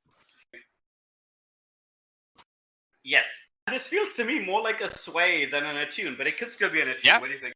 No, I think it's a sway. I think that you are trying to reach out to him throughout this chaos of no one else who understands what's going on, and for him to find something that is true and latch on to it. Great. Is there any assistance by any chance? I'm assisting by giving him homely insights. Bro, don't set yourself on fire, bro. What is this? What is all this? I love the idea that like on one side of the idol of Prince Khattam is Saida, his faithful steward, the woman who is going to bring him into existence in a way. And on the other side is Vidro, flashing a peace sign. So I don't think that you are necessarily in a desperate position, because at this moment you're just trying to avoid him harming himself. So I think it's risky and okay, if all you want to accomplish here is to keep him from like freaking out and doing random spells, I think you have standard effect. Okay, I think that's fine. That's all I want for now. Yeah, so risky standard it is. Risky standard and one bonus die from assist, right? Take the 5. Okay. 5, a 1, and a 5. So you roll a 5, a 1, and a 5, and you will get what you want, which is you steady him. And the risky consequence here is simply that you have his attention, which is a very bad thing at the moment. So you can resist this and keep him from knowing you. Otherwise, he will look at you with a sorcerer's sight. And we will find out what the consequences of that are later. Yeah, I think that's fine. I will say that actually I should have remembered that I am short of breath and that should really prevent me from singing. But the -1 die should have approved. Even if I lose the other 5. Yeah, so you should have had one less die. We'll cut off your last die there. But you rolled 2 5s, so you're good. So you cannot sing especially loudly, and in fact I don't think anyone else hears you. But what is going to happen here, and I think Salman is going to powerfully ignore Bidruhi. I think he has the ability to do that here.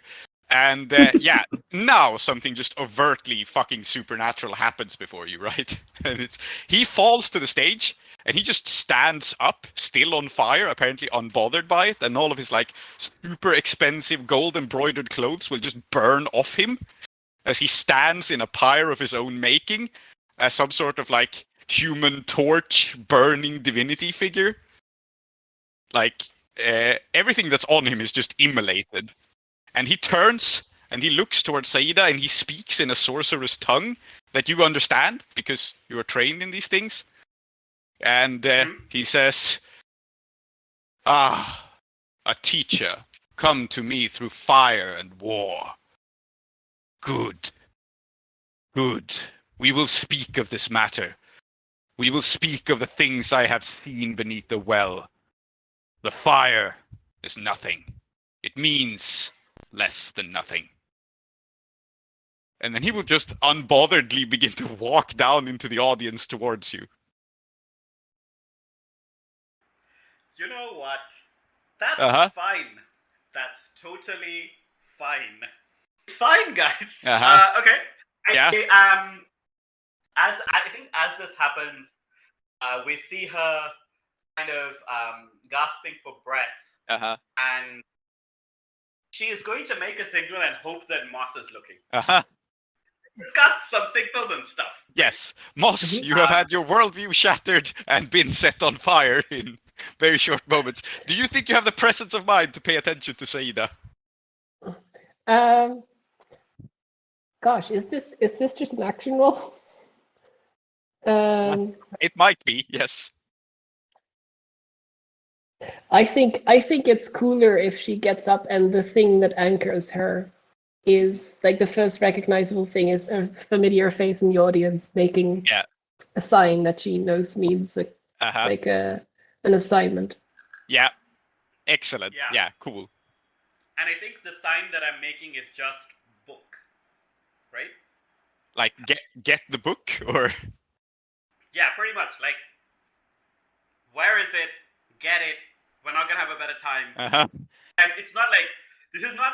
We have not come up with a signed language, right? Like I'm just like doing the thing that means book. I'm really hoping that you get what I mean. Yeah. Because I'm about to be, And I think Peregrine has absolutely dropped the book at this moment, as has everyone, because up until now, everyone just thought this was like a hypnotically entrancing play, right? Like Sher-e-Khattam looked like a real tiger, and everyone was like, "Wow, a tiger! Oh no! Oh wait, it's an actor." It's like, the first impression. But this is clearly not just part of the play. Something has gone horribly wrong or horribly right, and Peregrine is aware of that. Yep. All right. I think I understand. I'm gonna exit left, and I think Moss takes off some of her canary costume. The feathers that do her are still charred, and she switches out into she pulls over a normal coat or something, and descends down the side stairs into the audience and blends in and goes to look for where that book is. Okay, so you're just attempting to steal the book as all of this is going on. Yeah, I think you have an opportunity because, Peregrine is busy trying to figure out what the fuck. Okay, I'll frame it like this.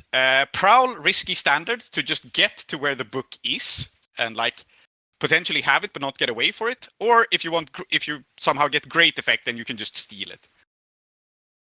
All right. So it's up to you how you want to frame this. If you want to frame it as one action to get there and set yourself up to do something else, or if you want to go push for great effect or something.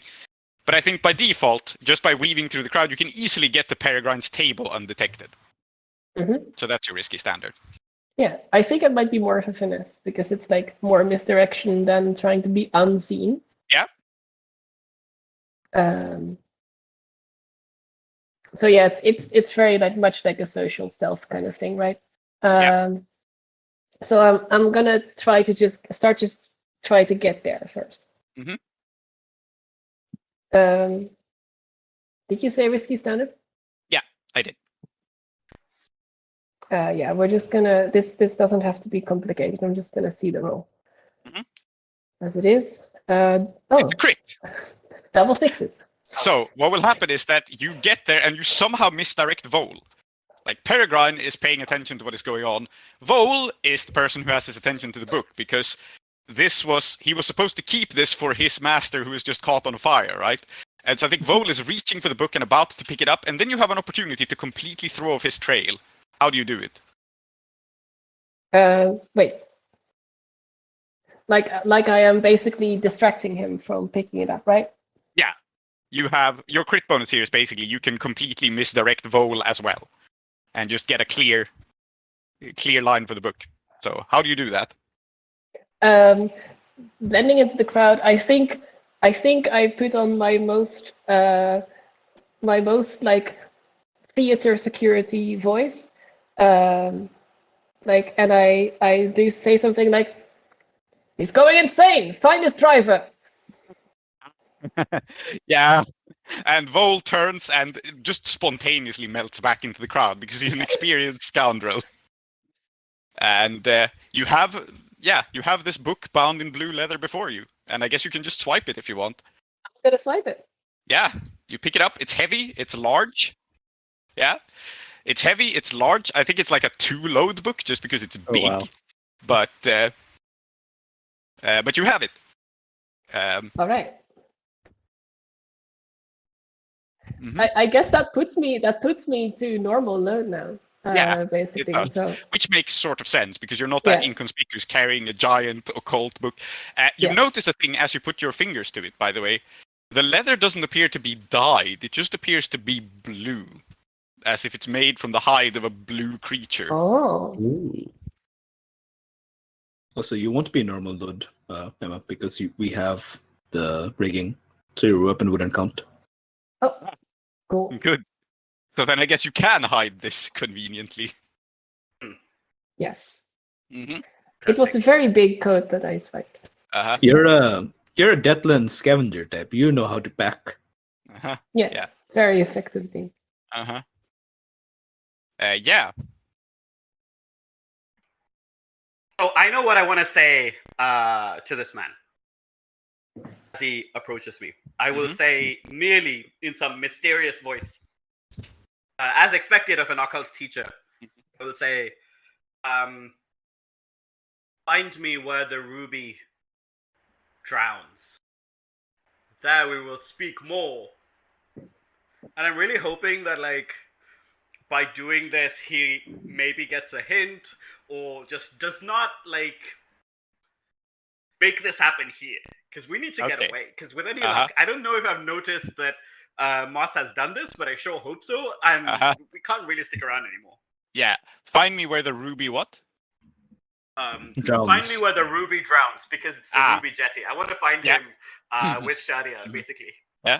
Okay. I think you need to make an action roll to persuade him because, like, even though you've grounded him in the moment, he is still crazy. He's just focused crazy. So that makes sense. But I think it's no longer desperate. It's risky. It's a risky standard to talk to this guy now. Can I have a devil's bargain here? Because I feel like, again, with shortness of breath, talking is exactly what I shouldn't be doing. Yes. I think your wound penalty applies. So I can give you a devil's bargain, and I think the straightforward devil's bargain that I can think of, which you probably don't want, but it makes sense, is that someone in the crowd hears you, and this is not said in some occult tongue. You just kind of have to say this in a language that you know he can understand and that people around you can understand, and it will get out. So you may be spied on, which is still better than having this conversation openly here, but I think what I'm going to do is, I figure we may be being spied on. However, Aadiyat travels around with a bodyguard. So does, what's this man's name that I've forgotten? Salman? Salman, yeah.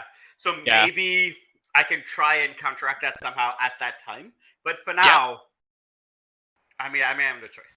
Yeah, people here have eyes and ears. This is a very high-profile venue full of spies, as we have established. So, correct. We've also established that I'm not very good at tradecraft. So, Speaking of Salman's bodyguard, where is that guy? He is standing by, being extremely stunned and confused by what went on here. I think, when his master rushed the stage and got wrestled down, he didn't interfere because it's obvious that his master was in the wrong, right? Like, even if you're a nobleman and you just rush on stage, he can't just draw his sword and start killing the stagehands for laying hands on him. It would cause too much of a scandal. And then his master caught fire and transformed into a demon. And I think actually what happened is that this guy has something religious in his eyes, and he's making some sort of gesture of divine protection. And whatever it is, he has worked for House Ankayat, and he is aware that he is beholding demon magic, and he believes in that sort of thing, So he thinks he has just witnessed a real-life live miracle. Well, he has. He has, Yeah. Thanks, Ada. Yes. You're very welcome. Okay. So, risky standard sway. Bonus dice cancels out the penalty, so it's 0. Yep. God, if I roll a fail now, it's just gonna be. Oh wow! You do. You fail, and he says, "The place is irrelevant. These people are irrelevant. They are mere distractions. You do not want them here. You want privacy. Is that so?" Yes. Good, he says, and he will just set everything in around you on fire in a circle. So he just makes a gesture, and flames burst from the floor, and your table has Ifede at it. So unfortunately, this other occultist will also be here, but he just spontaneously sets the rest of the theater on fire. Seems like a desperate consequence and not a risky consequence, is all I'll say. The reason it's not a desperate consequence is if this had been desperate, he would have just killed the people who might listen in. Now he's just scaring them away. I see. Okay, it's risky for him, not for the rest of us. Yeah. Let me know when Mushfiq can come back into the action. Yeah. I think now is a good time for Mushfiq to come into the action because this burning naked sorcerer has just thrown a ring of fire around Saida and Ifede. Okay, so I I forgot he have was still naked, actually. I have a fairly insane idea. So you'll remember that one of my items is Ancestor Banana Split Sundae, Yes. which we said is effective against the supernatural. Yes. Oh my fucking god. So, because it's ancestral. Yeah. that's because it's ancestral. So Mushfiq, he gets up, he sees this, and he says, wait a minute, guys, I know what's gonna cool him down. He ducks behind the stage, I guess into the kitchen of this theater, comes back with one of his bananas and some ice cream. While you go... So your plan is to attack this guy with ancestral desserts. Yes, and I'm gonna cool this guy down, but with the frozen dessert. Yeah. Okay. Before you make the roll, because I see you disappear for about 5 minutes as you go to the staff kitchen or whatever. I'm going to try to escort as many people, including the sexy lady, of course. But there are other sexy people here as well, out of this theater.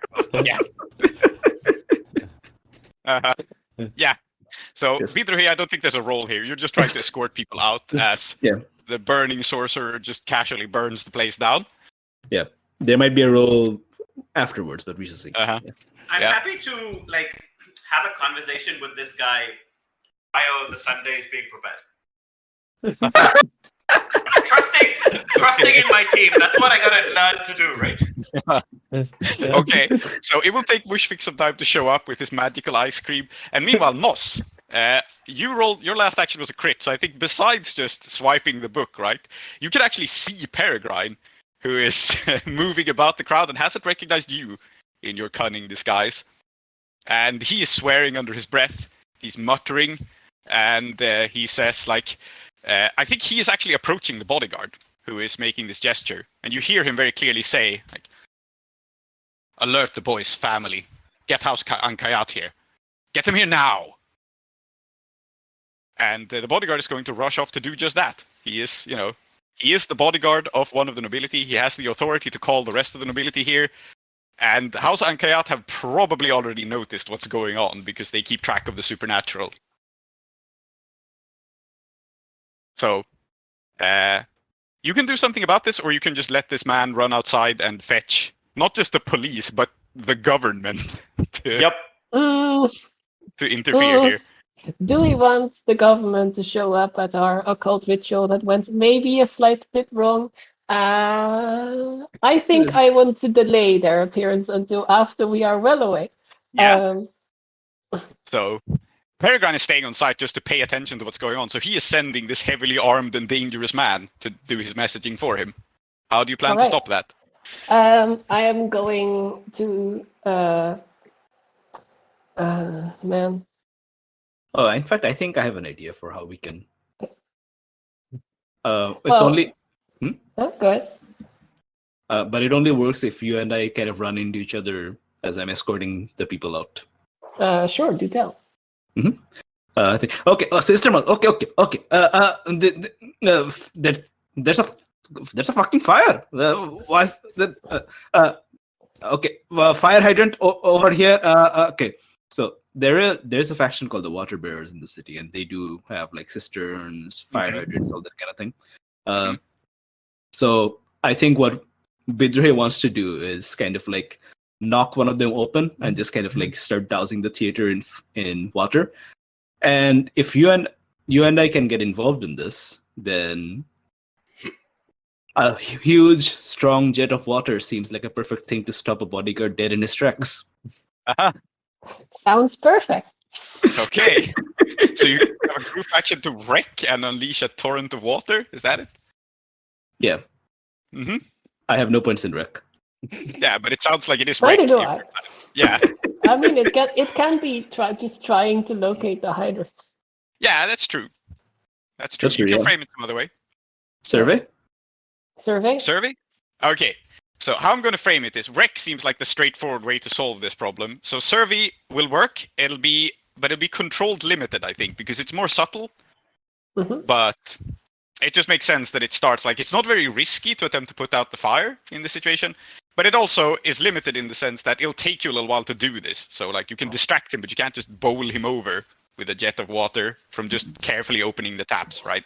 That's okay. We're gonna find the fire hydrant together, and then I will push for effect. And I think by pushing for effect will be trying to get his attention so he's exactly in the right place. Okay. Fair enough. Controlled standard it is. And because I have even the odds, we can always have a convenient environmental feature. Of course, like the hydrant isn't the convenient environmental feature because there's many of them all over the place, especially Ash Cloister. But what is a convenient environmental feature, I think, is that just next to where this guy will be running past, there could well be some sort of like a. I'm thinking some sort of like a pulley and bucket system to kind of like, I think because theaters can catch fire, like I think so they probably have some sort of like system that's built in that actually lets them like incorporate the water from the hydrant really quickly and like toss buckets of water in there as well. So that's what I would like to invoke exists here. Okay, sure. Absolutely. So there will be more stuff for him to trip on and so on and get knocked over by water. Yeah. Yes. Good. All right. Controlled standard. And I guess now the standard effect is not just slowing him down, but actually like knocking him on his ass because of these features you've added. Yes. Excellent. Okay. Group action. Group action. Find the fire hydrant.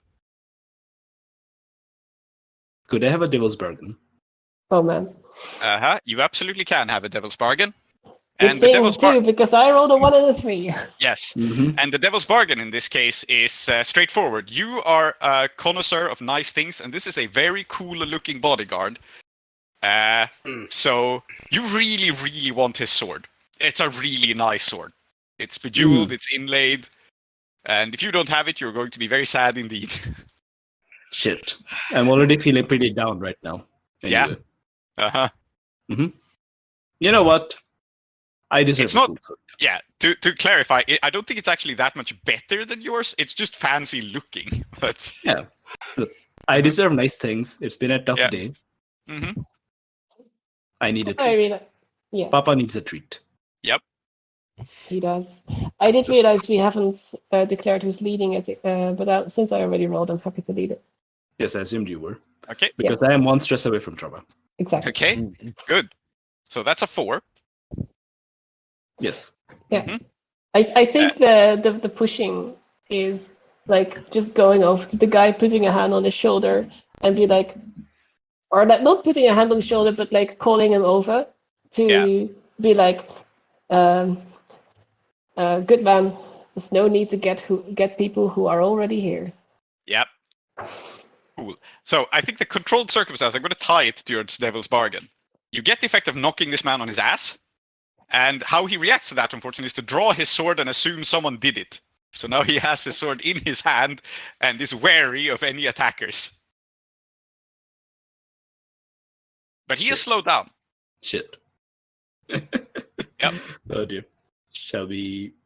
I mean, I would need a minute to think about what I'd do. Perhaps we could cut away. Yes. Let's cut back to Saida, who's having a nice conversation inside the ring of fire. Yeah. And then Mushfik will turn up with ice cream later. Yes.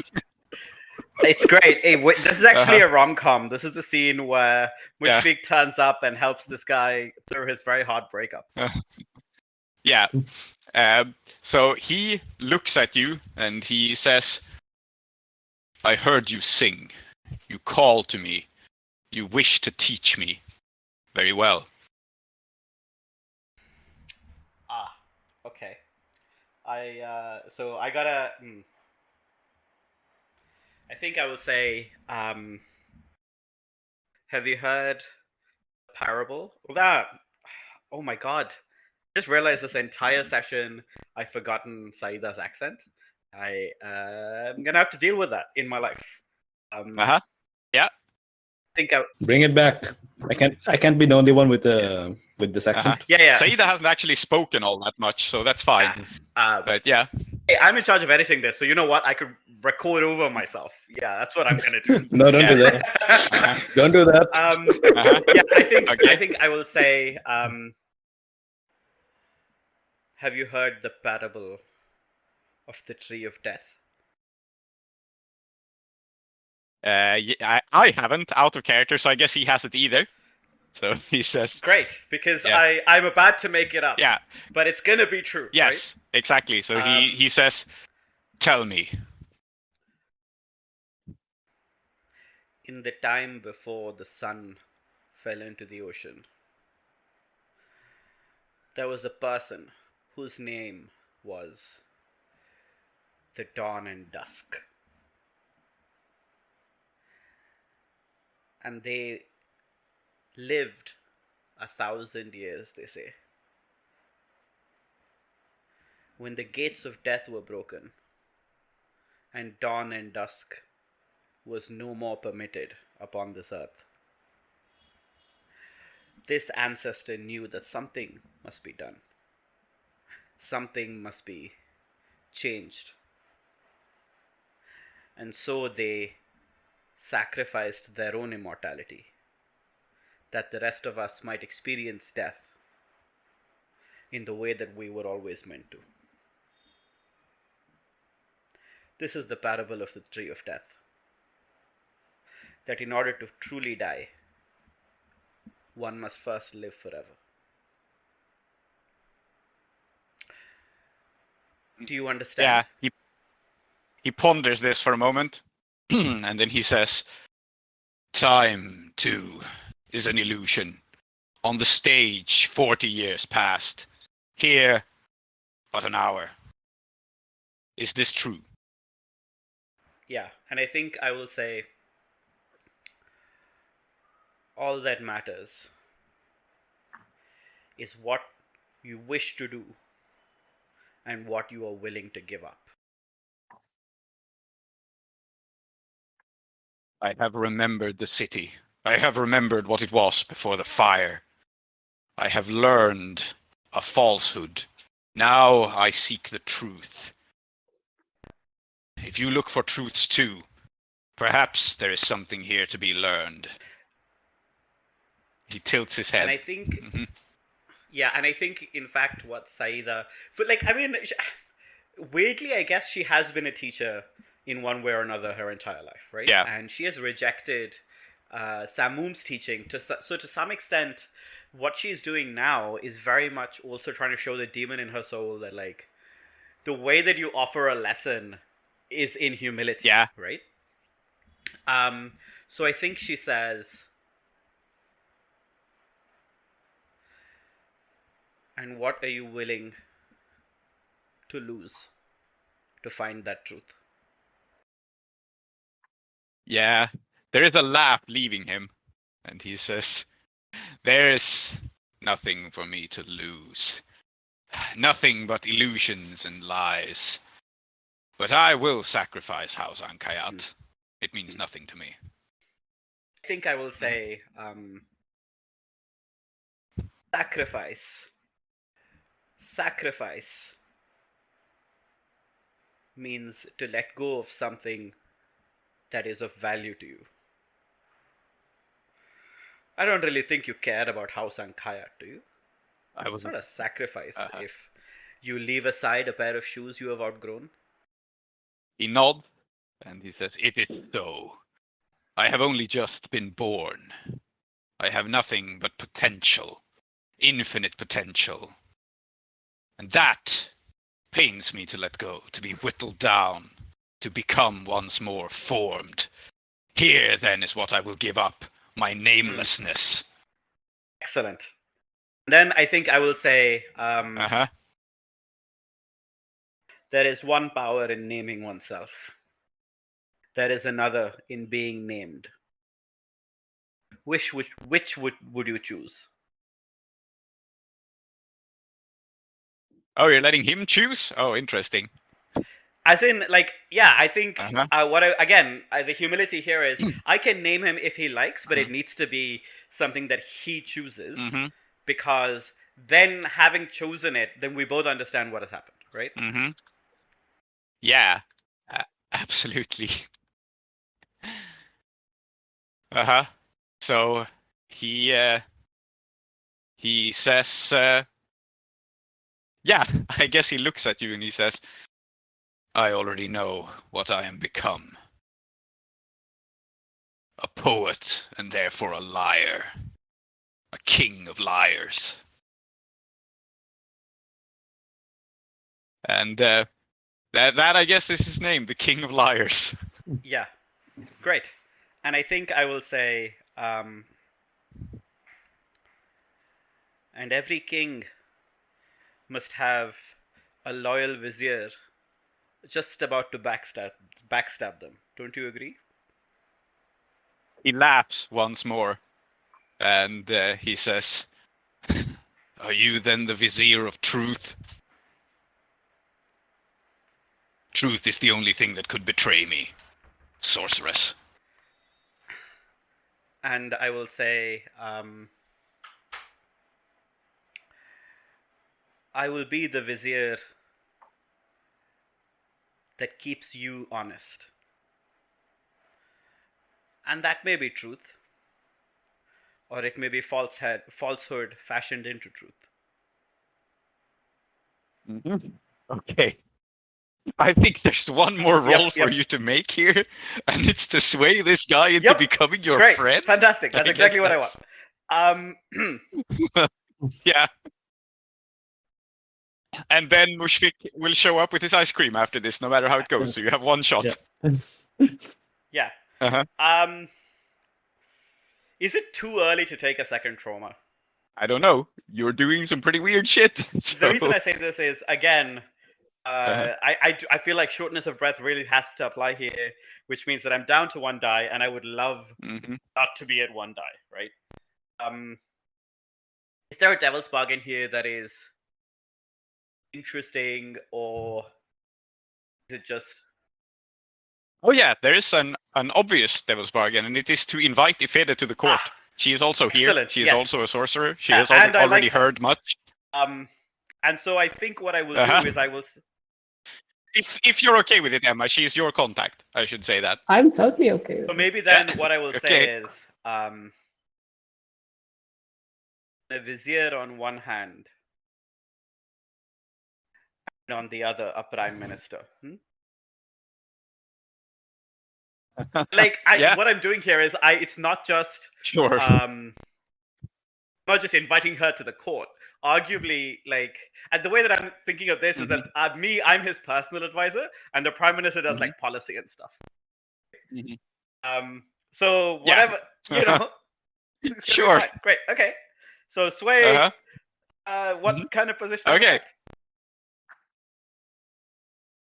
Desperate great, I think. You have ingratiated to him yourself to him. We'll call it great effect, because I think he will become your actual friend, not just a contact. But it's desperate because you're making up some sort of occult court, and you're just doing this. Fantastic. Plain as day right here. So I'm gonna do what I did a couple of sessions ago. I have 3 XP in Resolve and 3 on my playbook track. I'm gonna fill up this track to get another dot and sway. Because I really need all the help I can get. And this is before this roll gives me another XP. Desperate. Great. No bonus dice. No bonus dice, but no penalties either. Man, if this is another 2, 1, and a 2, I'll just be so... It's fine. 4. Okay, just, so it's a 4. Sometimes you take what you can get. Thank you. Yeah, you are going to want to resist this, I think, because he says, very well. Let us speak of the lies and the memories of the city. Let us meet in the part of the city it has forgotten itself. Let us meet in Ypres. He says, and then he casually drops like, oh, and by the way, for your transgressions, your treason, and your betrayal, House Ankayat will seek to destroy you. And yes, I would if like you don't to... resist this, you will go to war with House Ankayat right away, immediately. Yeah. So I'm gonna resist this. Good. And I'm gonna resist it in exactly the way that I have been carrying on so far, by pulling stuff out of my ass. Yeah. And what I'm gonna say is, I think you will find that House Ankayat is already at war with the House of Lies. And what I'm going to do is basically claim that House Ankayat, I'm not a new enemy, I'm just an old enemy or something. Yeah. Like, it's fine. Absolutely. There will be some sort of misdirection. Absolutely. So Okay. consequences Roll from your deception resistance is roll. actually insight? Yeah. Is that right? Yeah. Not resolve, right? Okay, cool. That's one die, Yep. by the way. I love having Good. one die. Yeah. Okay. Trauma out. So the reason that you trauma out is that he says like, then they best not find us here. Fine. And he will teleport all three of you away. Just out of the scene. Great. So Excellent. Hey, that's totally fine. But before he does that, Mushfik has time to show up. So he starts speaking some incantation. I completely forgot. Yeah, please go on. Yeah. Mushfik shows up. So it has been a while since he's been gone, and you can see like there's very clearly some like marks of ice cream around his face. Like You ate some? Okay.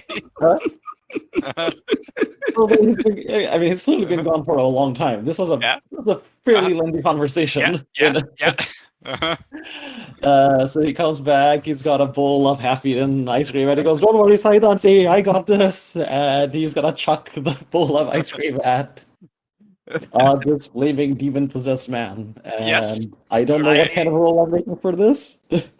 What are you trying to accomplish? Putting out fire? No, I think I'm trying to act against this demon, like incapacitated in some way, using the ancestral magic of this. Okay.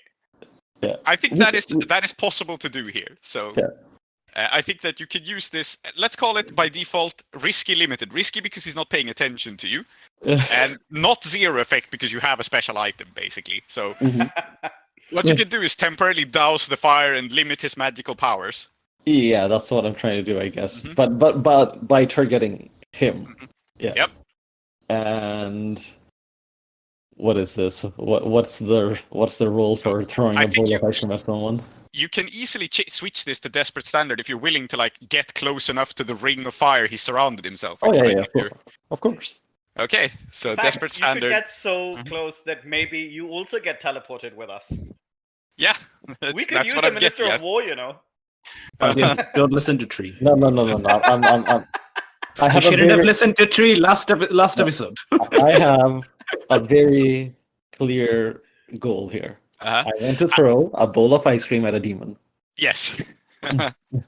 Excellent. Desperate standard. And I want to point out, even though you resisted going to war with House Ankayat right away, I have bumped you down to -2 with them. Because, they're not going to be happy with whoever is behind this. I did fuck up that shit. Okay, so what is this? This is... What do I roll for throwing something at someone? I think it's wreck in this instance, because you're just trying to inflict indiscriminate damage. So that would be my suggestion. Alright, okay. Desperate... Standard. Can I get some... I only have a 1 point in wreck, so I'm gonna need... I have a devil's bargain for you. Yeah. Okay. And it is obviously that in all of this chaos, there are still people trying to pay attention, trying to get people out, and so on. And there is still Captain Peregrine. So I think you can take the devil's bargain of him noticing you and realizing that, like, shit, it's these people. So far, he hasn't, because everyone's been wearing masks and stuff. But I don't know. I guess like this will affect the whole crew. So I have a clock for Peregrine's investigation, and I'll tick it, basically. Okay. Are we all good with that? Because this is going to affect the whole crew. Yeah. Yep. Yeah. Yep. All Okay. right. Go for it. Mm-hmm. It's a And desperate roll, so yeah. I'll push myself as well because I've got lots of stress from her now. Okay, you can't both push for Oh, dice and take right. those bargain, but you can push for Right. effect, so you can Oh, go yeah, desperate great. If you Okay, want. I'll do that then. Okay, yeah. Uh-huh. Oh Okay, wait, no, Peregrines. Mm-hmm. I didn't mean to. Oh, okay, that was you clicking something. Yeah, that was me, just updating Peregrine's progress. Okay, so wreck. Mm-hmm. Desperate. Great. And I've got one bonus die. Let's see what happens. Okay, Ooh, okay. so. Uh-huh. So you roll a 1 and a 4, and your great effect here will be that you actually incapacitate the demonic Salman with your bowl of ice cream. You hurl it at him, but I mean he's still relatively fresh at being this kind of fire sorcerer or whatever he is. So the assault of bananas and ice cream, and I want to point out it's the bananas that are ancestral, not the ice cream. So Yeah. I guess the bananas weaken the magic, and then the ice cream douses the fire. Yeah, this will have the effect of actually like knocking him out of what he was about to do, which is teleport Saida and Ifede away. Saida is still traumatized out, so I think Saida thinks she is being teleported. It's a little unclear what's going on at the moment. If and you the can desperate, maybe grab me and run, that would be great. yeah, But I yeah, I think Saida is probably like knocked out by the sheer attention of probably the sheer vertigo of like being about to be teleported. But you have prevented this. You have prevented the demon from kidnapping her. And the desperate consequence is just straight up, you walk straight into a ring of supernatural fire. You are not warded by ice cream in any way. So you take a level 4 harm and burn to death. This is... But you can resist this and just get horrible burns. Sher-e-Khattam, you would very much look good with some burns that look like tiger strips. Mm-hmm. Okay, so I'm gonna burn to death. Can I mark armor to not to bring this down? Okay, so that's yes. If armor. you still have armor, that's fine. Okay. Try to get burnt so that it looks like tiger strips. Mm. Okay. If you can manage that. Right. So you haven't used your armor yet. I thought you had. Well, cool. So I used the tiger spirit mask, which is for that. Right. Yeah. But, so you but haven't I've got used your armor. actual armor. Yeah. Cool. Yeah. Mark armor and. That puts it down to a level 3, so that's just like 3rd degree burns, and then you can resist it down to level 2 if you want. I guess I should. I don't know if there's anything else I can do to make this any better, but I don't think so. You're getting plenty fucked up here. You are taking burns. However, you have actually incapacitated the demon sorcerer with your bowl of ice cream. So I guess I'm resisting with prowess because the idea is just to get the hell out of there. Yep. Oh, whatever. Okay, so you recover 1 stress, you roll a critical hit, you feel good about this. So you have a level 2 harm, 2nd degree burns, I guess. Let's go with... Well, there's this very weird, like, kind of, he's clearly, his clothes are on fire and everything, but he's just completely unbothered by this. Is like, Yeah. And so 3 things happen in order here. Bananas hit him and deactivate his magic. Ice cream hits him and douses the flames. And then the bowl hits him in the face and knocks him out, I think, with your great effect. So Salman collapses to the floor. And Saida is having some sort of trance vision at the moment. And I think Ifede, who is a little more at her wits, says like, I don't know who you are, but he was about to pull us into his realm, I think. And she tries to get pull Saida out of the fire. And Mushfik, do you help her? Yeah. Yeah. Okay, good. Sorry. So what is Saida saying as you're being dragged away? I think I'm just muttering under my breath, something like, a lie and a lie still make a lie. A truth and a truth still make a truth. A lie and a truth make a truth and a lie. Like, I'm just like, I'm trying to work out all of the things that I have said to make sure that the next time I speak to this man, I can back it up with some sense of internal logic. Yes. And I think that ends the score, actually. Saeed is being pulled out of the fire. The chipped cup is burning, but I think two significant things have happened here at the end. The fire hydrant being opened prevents the regular fire, and I actually think Mushfik taking out the sorcerer prevents the supernatural fire. So I don't think the chipped cup is burning to the ground, which I thought was going to happen here for sure. Yay. Good. Great. Yeah. Aren't we so glad that there is an ancestral banana sundae? Yes. And I think that you can basically get out of the situation. You have... Oh, no, wait. We have one more issue to resolve, and it's Bidruhi's hunt for the sword. Yes. Hmm. How about we wait a minute for Emma to return? Because Yeah. Sure, yeah. help. Mm-hmm.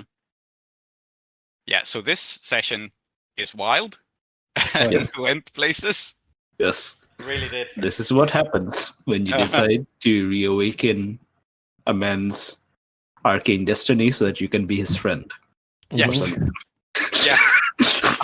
I was not at all sure where this whole thing was going to go because, but I hope you're pleased with how it went. Tree, did you know where it was going to go? I did. Okay. We were gonna get the book, Uh-huh. and I was gonna become his friend. Yeah. And that's exactly what happened. I had no idea what we were doing, but I'm very pleased that we did it. Yes. I was sure that he was going to go mad with the revelation, which he did. What I was not prepared for was you guys being like, no, it's fine. I'll just talk him down, make him sane, and have a conversation with him. It's... Yeah. That's what, in a sense, that's what almost every action we did was. Yes. Yeah. Yeah, it took you a lot of effort to get there, I will say. It was a lot of steps to make sure this man just didn't go crazy. But Yes. you succeeded, so well done.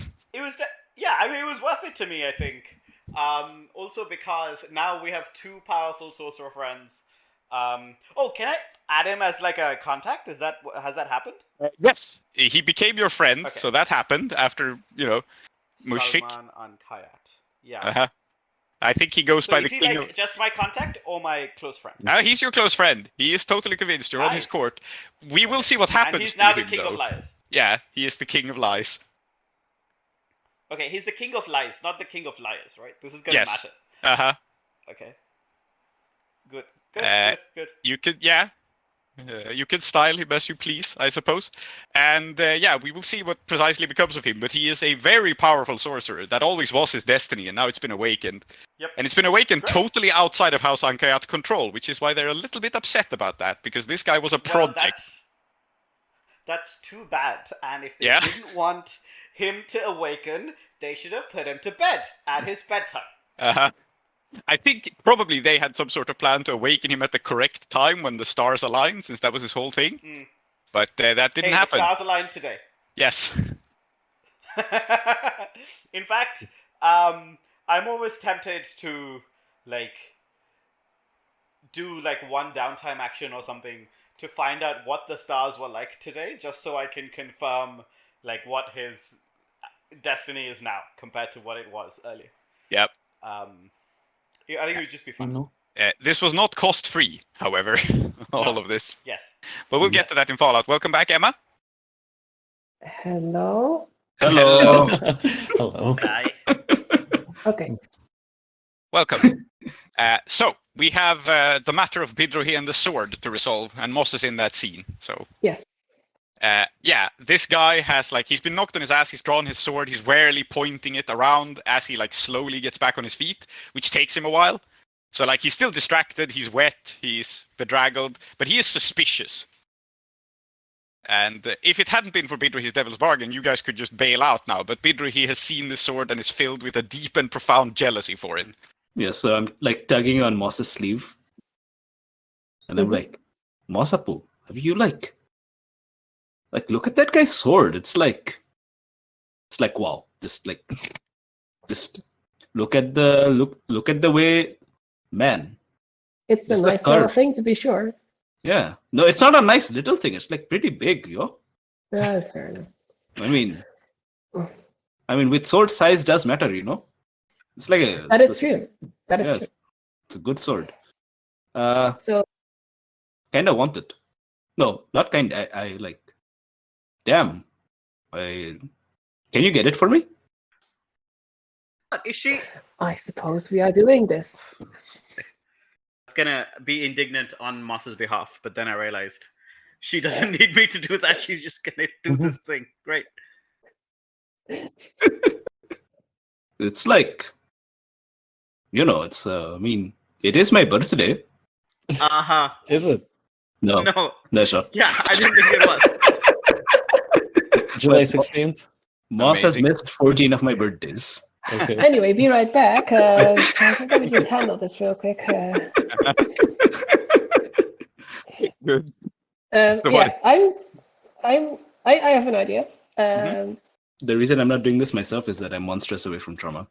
Yeah. Excellent. Yeah. Okay. So I'm just gonna go over to this guy. I'm like, "Whoa, that was sorry. We trying to stop the fire. You all right, sir?" And I'm gonna like kneel next to him and like reach out a hand and like pretend to help him up. And then I'm gonna rub. I'm taking my spices and I'm gonna rub like some sort of pepper sauce in his eyes. Oh my God.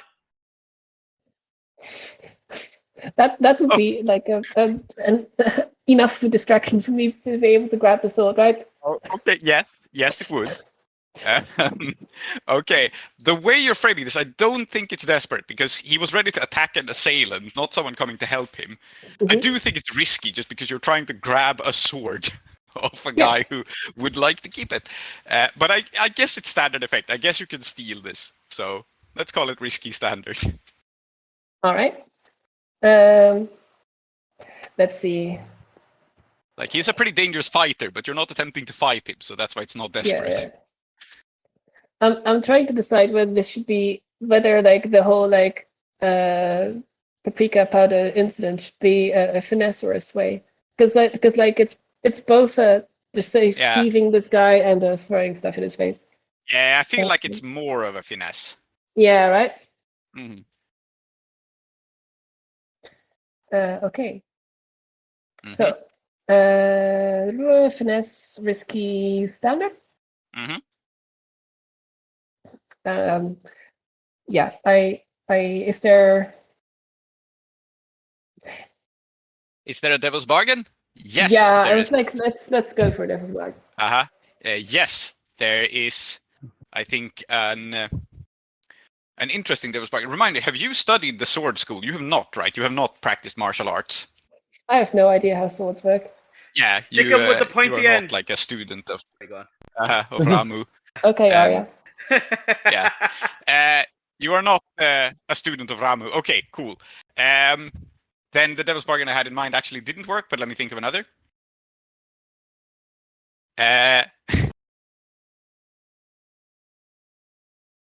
I think the most obvious one I can think of. This isn't super creative, but I think the most obvious one I can think of is you're letting him get a good look at you here. And though you're pretty anonymous and you blend into a crowd, I think this is just like he will get a good look enough at you that he will know who took it. That's your devil's bargain. You may not want to take that, because this is a pretty dangerous guy. He won't be your rival right away, but he will try to find you.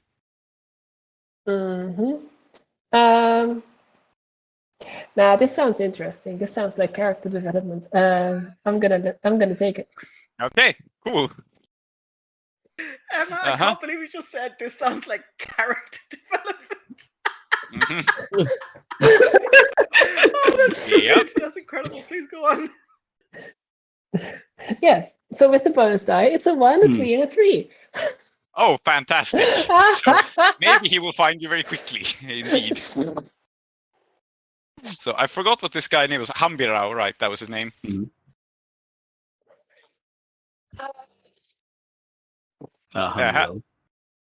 Yeah. Okay, so what does he do? Yeah, so this roll fails. So you reach forward, and I think what we learned about this guy is he's wily. He's a bodyguard. So you help him up. You have your free hand loaded with the spice powder, probably slightly wet, so it's like a paste that you can stick in his eyes easily enough.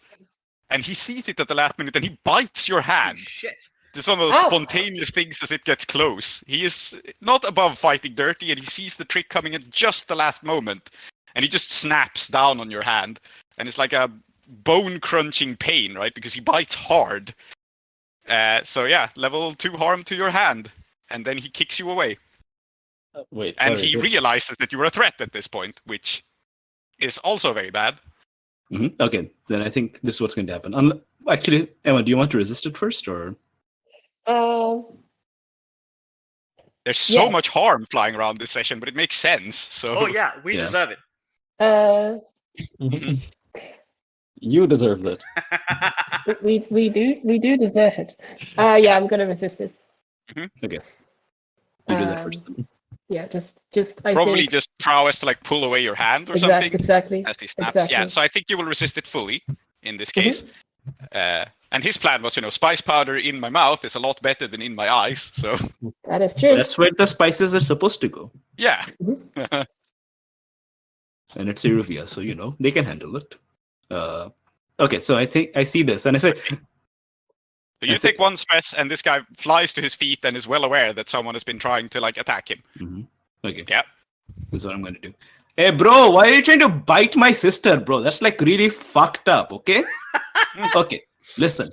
I can see you're one of those falling star, like falling star kind of types, like cool guys. You just have those red sashes, you jump up and down, and you have the swords. Nice sword, by the way, really cool. But, bro, you can't just go around biting women. Okay? Not unless they ask for it. And your goal Exactly. is what? To distract him? No, bro, I was like, okay, I was telling my sister over here that this sword is really cool, and she's missed like 14 of my birthdays, so I thought it'd be like a nice birthday present. By the way, it's totally my birthday today, but now I have to beat you up because you're like trying to bite my sister, bro. That's like, okay. And oh, hello, okay, Murad, pilot, there you are. Come on, this man's trying to like bite Sister Moss and so on. It's like not cool. We're going to beat him up, okay? Oh my god. Okay. Remind me, what are your followers' tags? Are they loyal or brave or something? Because this is an exceptionally They scary are man. loyal to Namu. And the problem is they are loyal to Yeah. Namu. Yes. Yeah, you know what? Because these guys were Ramu's rival too, I think it works. Like, Ramu also hated these snobby sword Thank fuck duelists. for that. So Yes. sure, I guess they will rush him with like a bar stool or something, because I mean they're not armed, but they're good fighters. So yeah, I think you could do a group action to attack this man. I wonder if but- I should bring out my weapons or. No, I think I've been unarmed all this time. It would make sense for me to suddenly throw out weapons, right? Okay, so you're just going to try to beat on this guy unarmed, Yeah, and still a sword. and your goal is to disarm him. All right. Yes. Yeah, this starts out at desperate limited, and it's only limited because you have help from your crew. This is a fair fight. This is what this guy excels at. Okay, You can modify it there, fine. but desperate limited it is. Fine, I'll mark some weapons, I guess. Good. Okay, let's see. Let me see what I can afford because I'm on light load and we have the rigging. Okay, that's fine. Right. I'm going to pull out they just seem to appear. So I draw my own sword. That's like not bad. Yeah. That's a fine, elegant weapon. I think It was probably disguised as a prop sword. Wait, didn't you give your sword to Salman? I guess you picked it up again. No, I marked another sword for that. Okay, right. So you have two swords. Well, good. Actually, 3 swords. Let me tell you. Okay. So you draw your second prop sword that you had for the stage. Yeah. Yeah. So And it turns out not to be a prop sword. Yeah. So my fine, elegant weapon. It's a pretty nice sword. It's quality 2 because we have like. Yeah. We have like quality weapons. And my other thing is a fine buckler and blade. So it's like a small buckler, a bit bigger than like my hand. And at the end, there's like a sort of like punching dagger. So that's like on the other hand. And I kind of like slam my sword against the buckler and I say, all right, bro, let's see what you got, okay? Oh my god, man. Don't speak to a master swordsman like that. Oh. So with good weapons, I think you can get up to desperate standard. I think it's possible for you to disarm him with the aid of your cohort. Okay. And if it doesn't go well, we are going to get beaten the shit out of, and then we're going to be the ones in jail. And I still It's not just beating the shit out of. This guy has a sword and the right to kill. He works directly for the noble houses. This is Potentially level 4 harm is what it is. Yeah. This is a master swordsman who is working for nobles who has every right to execute peasants if they are uppity. Peasants! Okay. Oops. But So- Here's Saida like yelling from somewhere. Sorry. Yeah. we wish we were peasants. We aren't peasants anymore. That's the entire Yeah. point. Yes, you are not anymore, but he doesn't know that. So I must try to say So, something. I was trying to say, can I still assist, or has there already been an assistance from the cohorts? But that doesn't. no, count, the right? cohorts are group actioning, so you can absolutely yeah. assist. Okay, so I'm Or you just like, can fight as well if you want.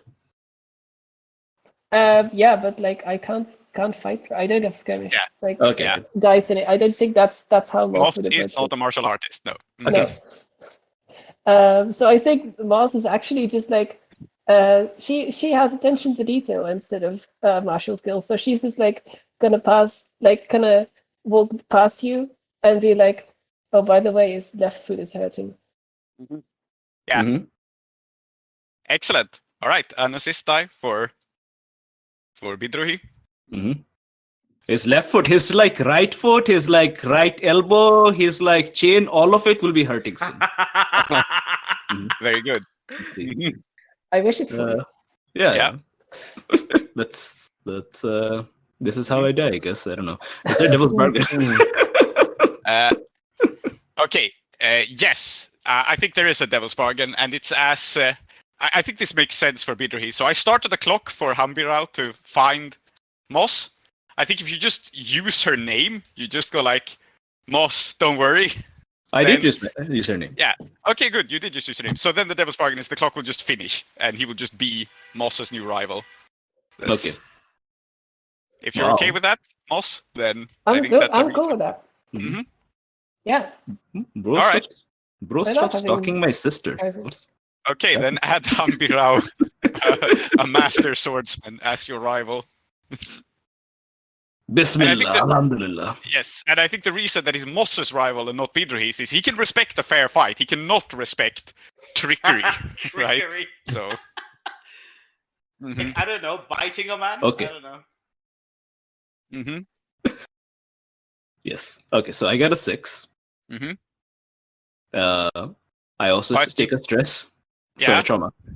Yeah, and I think what is going to happen here is that your cohorts rush him as this distraction. Like this is not a fair fight from your point. You're just planning to beat him up, right? And you realize in a split second. I'm going to frame your trauma this way: you step in at the last moment with your buckler and catch it, but both of your friends, both Pilot and Murad, would have been killed in a split second as a result of your actions. And you realize this, right? It's Mhm. basically just luck that they don't. You like happen to step right when he lunges right at Murad, and you see the trajectory of his blade towards Murad's throat, and you like deflect it at the last second, but you have endangered these people's lives, and you have seen in a flash how easily both of these friends of yours could have been killed. Mhm. But that doesn't Shit. actually happen because you rolled a 6. However, it is probably very traumatizing. I think they realize it too. They were like, we're going to take down this fucker, and he just basically was an inch away from murdering them. Mhm. We will come back to this, but Mhm. I'm haunted now. Yep.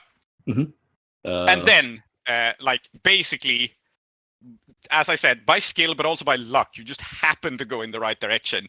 You like bash his hand with the buckler against the table. He drops the blade. Murad hits him with a bar stool and throws him out the window. Mhm. It's all over very, very quickly. He is like knocked away, sent flying, Mhm. and his sword clatters to the floor from the table. Okay, so now we have a cool sword on the Yep. ground. Mhm. See, I already have a cool sword, and this is also a really cool sword. It's a cooler sword, but my sword Mhm. is still cool. Yes. However, I pick it up, and I I'm like looking at Pilot and Murad, and I'm like, "Are you okay, guys?" Yeah, boss, I reckon so. Is that what they sound Okay. like? Okay. That's Murad's voice now, Okay. apparently. Okay, good. Very good. I'm glad that you are both still alive, Pilot. Excellent work. Very nice. Sister Moss, are you okay? That was close, wasn't it? Yes.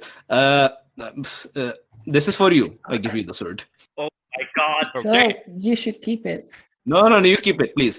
Please, you keep it. Okay, I guess most you now have a bejeweled sword. It's Okay. Oh, sure. All I will right. point out Now you also have a fine, elegant Yes. weapon. you have your rival's fine, elegant weapon. yes. You do. Anyway, where is Probably- this guy now? It probably has his name on it. Murad hit him with a bar stool after he was disarmed and threw him out a window because Murad is not elegant, but he's pretty strong. So Okay. Yes. Because like from I'll context this a little bit. Like Moss's trauma that she got from like 40 years of her life being a lie on stage is paranoid that she will lose other people, that she will lose the people that she has now also. Yeah. And that almost happened. Yeah. So if it's at all possible, she would like to just kill this guy. Oh my god. okay, yeah, sure. You can absolutely go outside and attempt to do that. So I guess the score continues. There is No, more. no, Sister Moss. Okay, what are you doing? Okay. Okay.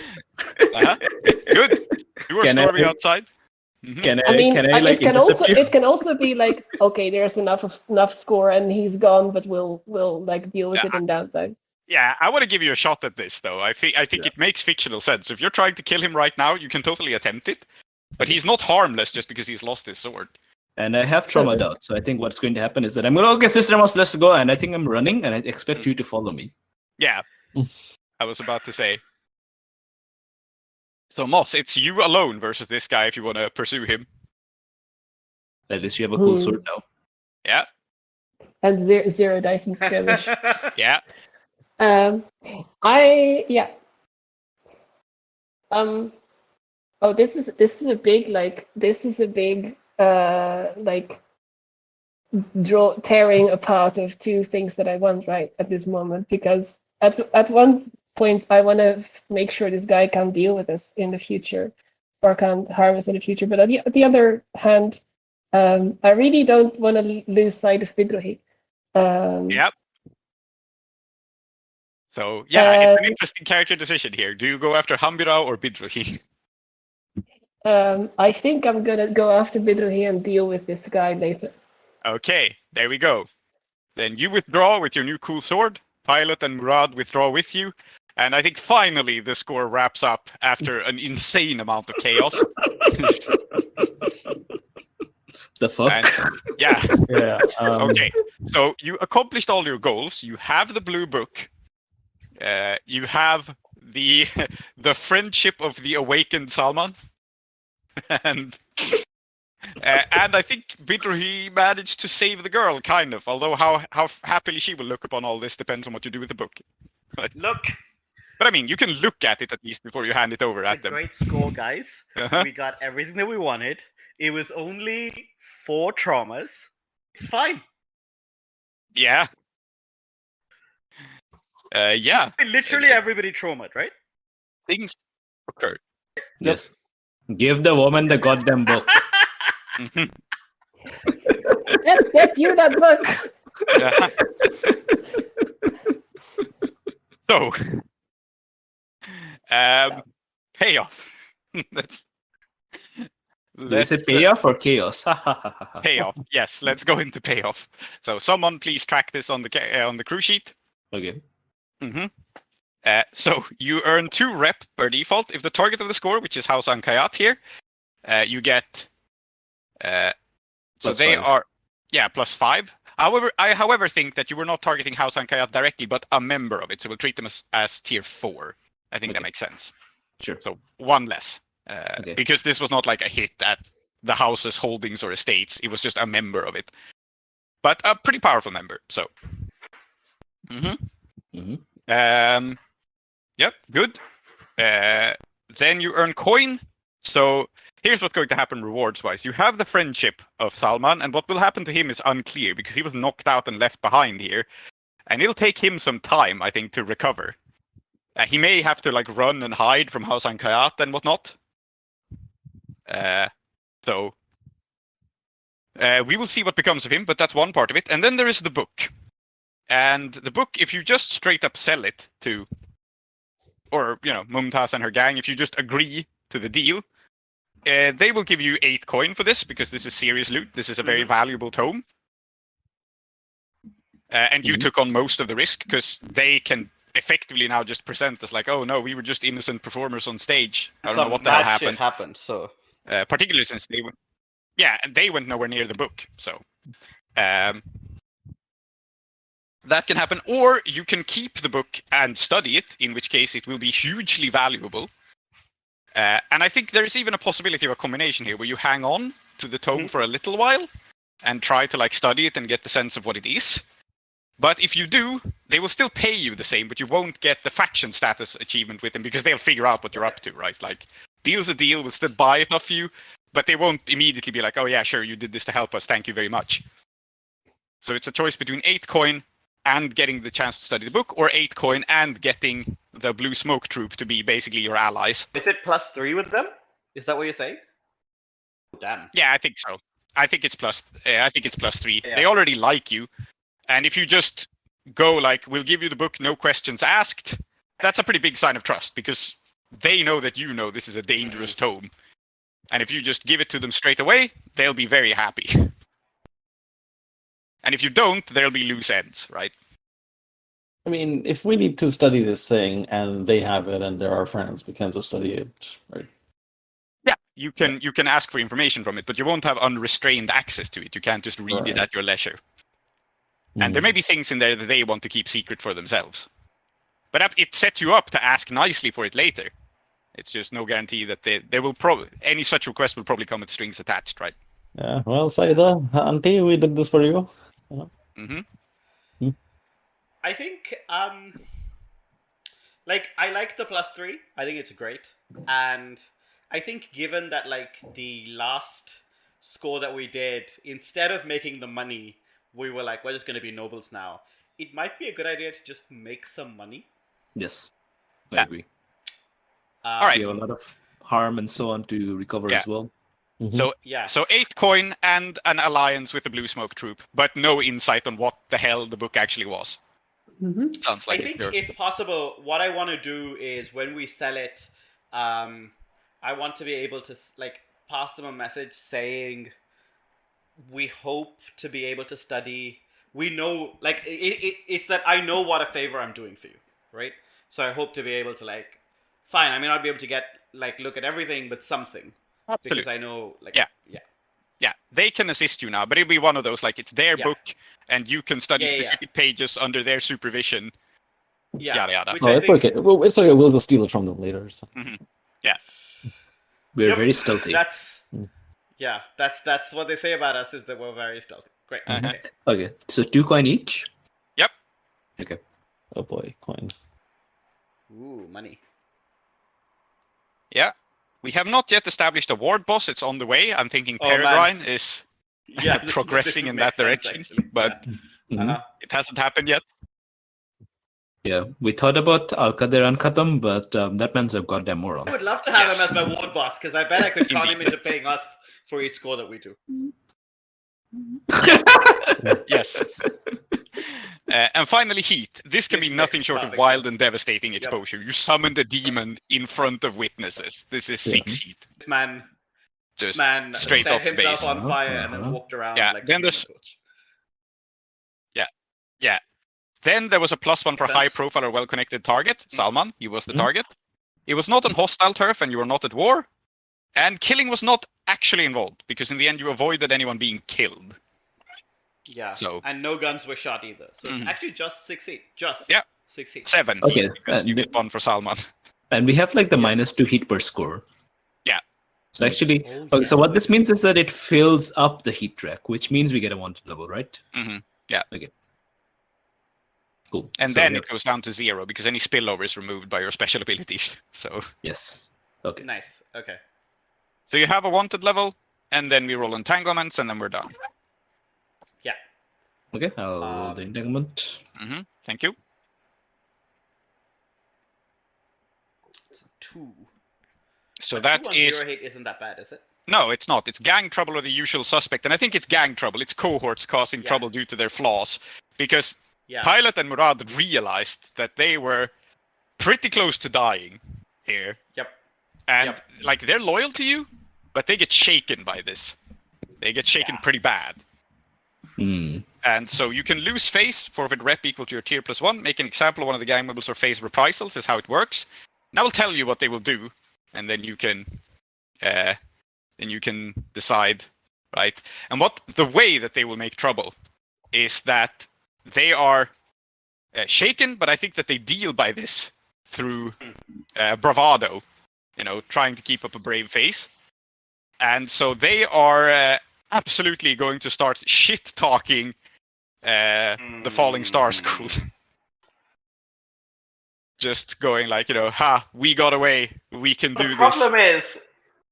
So, they're scared. That sounds cool. That sounds cool as fuck. Yeah, maybe no one is. Yeah. So I'm guessing you're facing reprisals from the wrong party in that case, and we'll adjust your faction status appropriately. Yeah. Okay, I think we'll handle it that way. Let's not linger on it, make it a scene. Yeah. Let's just have the Falling Star School be more upset with you than they already were. So -2 instead of -1? Yeah. Okay. Excellent. So Falling Star is at -2. Was there any other faction status that was affected? House Ankayat has gone down to -2, Falling Star to -2, Blue Smoke Troop to +3. I think those were all the factions involved. Yep. At least directly. Yep. Mm-hmm. So it is. Yep. I think actually you will get +1 status with the Living Gods. Because Salman now walks among their ranks. Okay, should we... And the Living Gods are not controlled by any of the demon houses. They are demon worshippers. So I actually think they don't mind this. Should we make one up for Salman? I think he is the King of Lies. I think that he is, it's one of those weird things where he kind of embodies the deity he represents. Snake. So, But what I mean is, instead of like +1 with Living Gods, how about we just make a King of Lies faction and give +1 with that? Sure. Sure, we can do this. Cool. King of Lies. What faction is that? What tier? Yeah. I think that he is... So if he had been able to teleport out of there, he would have been tier 2 weak. But actually, since he was knocked out and House Ankayat will have an opportunity to weaken him, he will be tier 1 strong. I think. You were kind of a little bit at cross purposes there, right? He's still like one guy and somehow twice as strong as us. So, Yeah. I mean, he walked around while on fire and effortlessly flamethrowered things. So yes, he is powerful. Okay. New buddy. Yep. All right. And I think he's friends with Saida, but he has +1 with the crew just through extension. All right. Here close the doors to the House of Endings. Those who dwell within are Zoheb, called Klow, Aadiyat, called Soap, Soumithri, called Tree, and Emma. I have been Prince, your host. Our city of Uduasha is based on Blades in the Dark by John Harper and Evil Hat Productions, with special thanks to Johnstone Metzger. Follow us on Twitter or support us on kofi.com/desperateattune. If you want to engage further with us, we also have a Patreon at patreon.com/desperateattune, where you will get our newsletter, extra content, and updates from Uduasha.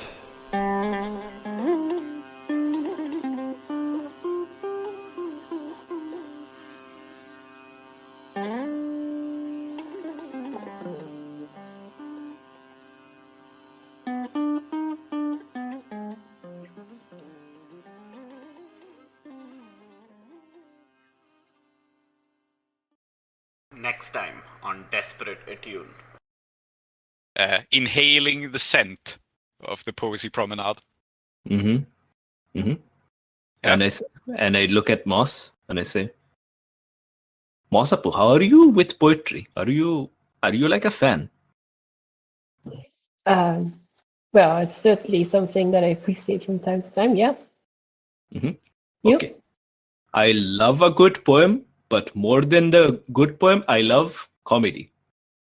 And if we stand here long enough, very soon we will see many people trying to cross this bridge who have like no money, and they will be like, can I give you a poem instead? And then they will say a poem, and it's mostly like absolute dog shit. And this old man will get more and more pissed off because he's a real poet. So we're going to stand here and watch it. It's going to be fun. What, they literally pay with songs in Urdu, Asha? Yes, well, only here. I mean, it's a really cool romantic idea, but it didn't take off anywhere else. I wish it would have. It would have been like super cool, you know? Then I could get like stuff for free everywhere.